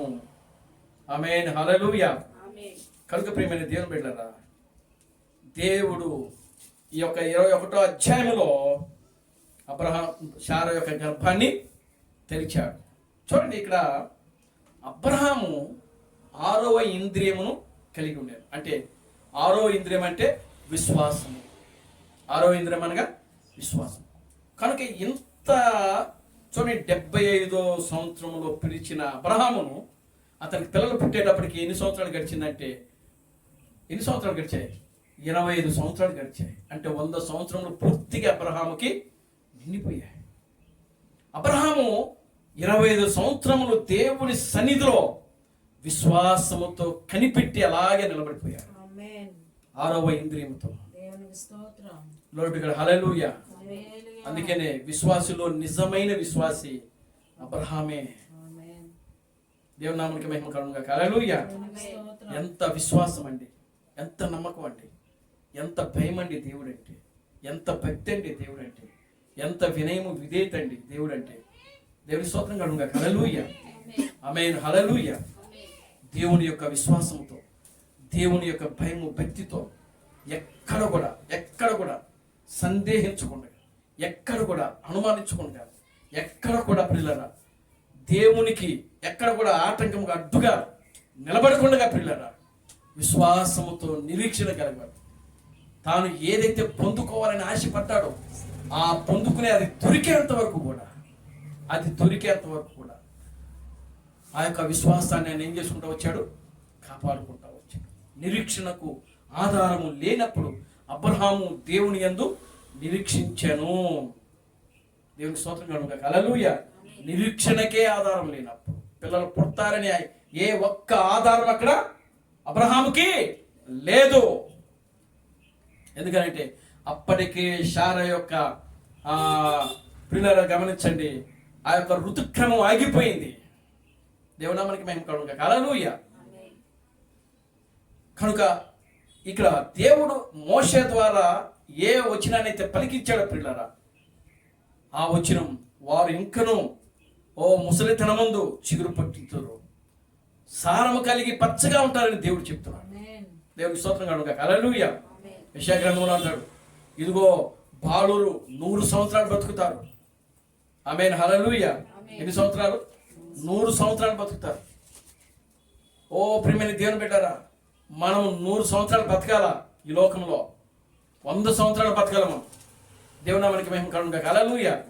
మన శరీరాలకి ముడత అనేది ఉండకూడదు. దేవునికి స్తోత్రం కలుగును గాక. హల్లెలూయా. ఎందుకంటే ఇది దేవుని యొక్క వాగ్దానం. ఇది అబ్రహాము యొక్క కుమారులు కుమార్తెలు రాజ సంతానము. దేవునికి స్తోత్రం కలుగును గాక. హల్లెలూయా. ఎలా ఉండబోతున్నారు అనంటే ప్రియులారా, ఒక నవ యవన స్థితిలో మనం ఉండబోతున్నాం. అబ్రహాము ప్రియులారా గమనించండి, ఆ యొక్క గేరా దేశంలోకి వెళ్ళేటప్పటికీ శరీరాలు మార్చబడ్డాయి. పూర్తిగా వాళ్ళ శరీరాలు మార్చబడ్డాయి. మనము కూడా ఎత్తబడట్లోకి వెళ్ళేటప్పుడు మన శరీరాలు ఏమవుతున్నాయి? పూర్తిగా మార్చబడతా ఉన్నాయి. మనము వృద్ధాప్యంతో నిత్యత్వంలోకి వెళ్ళాం. మనము ముసలితనముతో అక్కడికి వెళ్ళాం. రోగాలతో బలహీనతలతో మనము నిత్యత్వంలోకి వెళ్ళము. దేవుని స్తోత్రం కలుగును గాక. హల్లెలూయా. ఒక నిత్యమైన యవన స్థితిలోనికి, ఒక శక్తి బలం కలిగినటువంటి వ్యక్తులుగా, ఆమేన్, హల్లెలూయా. ఆ విధంగా ప్రియమైన దేవుని బిడ్డలారా, ఒక నూతనమైనటువంటి శక్తి సామర్థ్యముతో, ఒక బలముతో, ఒక విశ్వాసముతో ప్రియులారా ఆ విధంగా మనం వెళ్ళబోతా ఉన్నాం. దేవుని నామానికి మహిమ కలుగును గాక. హల్లెలూయా. కనుక ప్రియమైన దేవుని బిడ్డలారా, విశ్వాసం అనేది 6వ ఇంద్రియము. అబ్రహాము 6వ ఇంద్రియము కలిగి జీవించాడు. ఆయన దేవునికి స్తోత్రం కలుగును గాక. హల్లెలూయా. జీవించాడు కాబట్టి ఈరోజు చరిత్రలో ఆయన గురించి మనం మాట్లాడుకుంటున్నాం. రేపు అదే చరిత్ర మరలా పునరావృతం అయినప్పుడు, ఏ చరిత్ర? అబ్రహాము యొక్క చరిత్ర గురించి మనం మాట్లాడుకుంటున్నాం. అయితే చరిత్ర మరలా పునరావృతం జరిగినప్పుడు మరి ఇక్కడ మన గురించి కూడా మాట్లాడుకోవాలి కదా. దేవునికి స్తోత్రం కలుగును గాక. హల్లెలూయా. చరిత్రను దేవుడు మరలా పునరావృతం చేసినప్పుడు, ఆల్రెడీ చేశాడు ఆయన. ఈ సందేశంలో ఎవరైతే నమ్మకంగా యథార్థంగా జీవిస్తారో వాళ్ళకి వృద్ధాప్యం ఉండదు, వాళ్ళకి మరణం ఉండదు, వాళ్ళకి రోగాలు ఉండవు, దుఃఖం ఉండదు, వేదన ఉండదు, ఏది ఉండదు, మీరు నమ్మితేనే అని చెప్తున్నాడు కదా. ఈ కొండను చూసి పెళ్ళగింపబడి సముద్రంలో పడుగునుగా కానీ చెప్పినప్పుడు అది ఖచ్చితంగా అక్కడ జరుగుతుంది అని చెప్పాడు ఆయన. అదే విశ్వాసం అనేది 6వ ఇంద్రియం. అదే మనిషికి శక్తి సామర్థ్యం, అదే ఉన్నత గ్రహింపు శక్తి. దేవుని స్తోత్రం కలుగును గాక. హల్లెలూయా. ఆమేన్. హల్లెలూయా. ఓ సియోను కుమారి, నీవు విశ్వాసం అనేది కలిగి జీవించాలి. 6వ ఇంద్రియమైనటువంటి విశ్వాసమును కలిగి జీవించు. అబ్రహాము ఏ విధంగా అయితే 6వ ఇంద్రియము కలిగి జీవించి తన విశ్వాసాన్ని కాపాడుకున్నాడు, ఈరోజు సియోను కుమారి అయిన మనము కూడా పిల్లరా అబ్రహాము యొక్క విశ్వాసము కలిగి అబ్రహాము ఏ విధంగా కాపాడుకున్నాడు ఆ విధంగా మనం కూడా కాపాడుకుని మన విశ్వాస జీవితంలో ముందుకు సాగుతూ చరిత్రలో ఒక దినాన నీ గురించి నా గురించి చెప్పుకునే రోజులు వస్తూ ఉన్నాయి. దేవుడా మనకి మహిమ కలుగును గాక. హల్లెలూయా. కనుక ప్రియమైన దేవుని బిడ్డలారా, ఆ విధంగా జీవిస్తూ మన ఆత్మీయ జీవితంలో ముందుకు సాగుతాం. దేవుడు తన పరిశుద్ధ వాక్యమును దీవించి ఆశీర్వదించును గాక. ఆమేన్. ఇంకా అనేక విషయాలు ఉన్నాయి, ఇప్పటికి ఒక పావంతే వచ్చింది. దేవుడా మనకి మహిమ కలుగును గాక. హల్లెలూయా. దేవుడి చిత్తం అయితే మళ్ళా మనం చేద్దాం. అందరం లేచిన బండి ప్రార్థన చేసుకుందాం. ఓ మమ్మల్ని మిక్కిలిగా ప్రేమించిన మా మంచి తండ్రి, జీవం గల దేవుడా, జీవాధిపతి, నిన్న నేడు నిరంతరము మారని దేవుడా, ప్రభువా అబ్రహాం క్రీస్తు మీకు వందనాలు, స్తుతులు, స్తోత్రము. ప్రభువా నిత్యముగా నా తండ్రి నీ వాక్యంలో రాయబడింది. ఓ నాయనా, అదుగు నా తండ్రి, ఒకానొక దినమున అబ్రహాము విశ్వాసముతో ఓ నైనా నిన్ను చూడగలిగాడు. తాను దేనికోసమైతే విశ్వాసం ఉంచాడు అది పొందుకోగలిగాడు. ఈరోజు సియోను కుమారితో నువ్వు మాట్లాడుతున్నావు ప్రభువా. ఓ సియోను కుమారి, విశ్వాసము కలిగి జీవించు. నీవు దేనికోసమైతే ఎదురు చూస్తున్నావో ఇదిగో దానికోసము నువ్వు దానిని ఎదుర్కొనేలాగిన ఆ విశ్వాసం, ఆ నిరీక్షణ, ఆ శక్తి సామర్థ్యము, ఆ ఉన్నత గ్రహింపు శక్తి ఈనాడు మనం కూడా కలిగి జీవిస్తున్నాం. ప్రియమైన దేవుని బిడ్డలారా, ఈ లోకములో మనకు ఏది కూడా అవసరం లేదు, కానీ దేవుని యొక్క శక్తి సామర్థ్యము మాత్రమే మనకు అవసరమైనది. అటువంటి శక్తి సామర్థ్యమును ప్రభువా మీరు మాకు అనుగ్రహించండి. మీరు మమ్మల్ని బలపరచండి, ముందుకు నడిపించండి. అన్ని విషయాలు నీ కృపను దాయిచ్చేయండి. ఇక్కడ కూడిన ప్రతి బిడ్డను దీవించండి. సమస్త ఘనత మహిమను మీరు తెచ్చుకోండి. జీవం కలిగిన నా ప్రభు అయిన క్రీస్తు నామమున సర్వశక్తి కలిగిన నామములో ప్రార్థించి స్తుతించి వేడుకొనుచున్నాము. ఆమేన్. అందరూ కూడా రెండు చేతులు పైకెత్తి కోరసం పాడుకుందాం. Christ Branham never fails. Christ Branham never fails. Christ Branham never fails. Hallelujah. Hallelujah. Christ Branham never fails indeed. Is coming very soon. Is coming very soon. Is coming very soon indeed. Hallelujah. Hallelujah. Is coming very soon indeed. నా ప్రాణమా ప్రభు స్తుతించు, నా అంతరము సమస్తమైన పరిశుద్ధులను స్తుతించు. నా ప్రాణమా ప్రభువును స్తుతించు. ప్రభు అయిన క్రీస్తు నామమున చేసిన ఉపకారములలో దేనిని మరొకము. ఆమేన్. రాజులకు రాజుగా, ప్రభువులకు ప్రభువుగా, పెండ్లి కుమారుడుగా తెర మీద ప్రత్యక్షము కాను ప్రభు అయిన క్రీస్తు నామం యొక్క కృపా సమాధానం ఇక్కడ కూడిన ప్రతి బిడ్డకును ఈ ప్రపంచంలో 7వ దూత థామస్ గారిని క్రీస్తుగా అంగీకరించి, క్రీస్తు నామమే దేవుడు, క్రీస్తు నామమే రాజులకు రాజు, క్రీస్తు నామమే ప్రభువులకు ప్రభు అని నమ్మి విశ్వసించి ఆరాధిస్తున్న ప్రతి బిడ్డకును ఇప్పుడును సదాకాలము తోడని నడిపించును గాక. ఆమేన్ ఆమేన్. అందరికీ వందనాలు. ప్రభు మిమ్మల్ని దీవించి ఆశీర్వదించును గాక. ఆమేన్.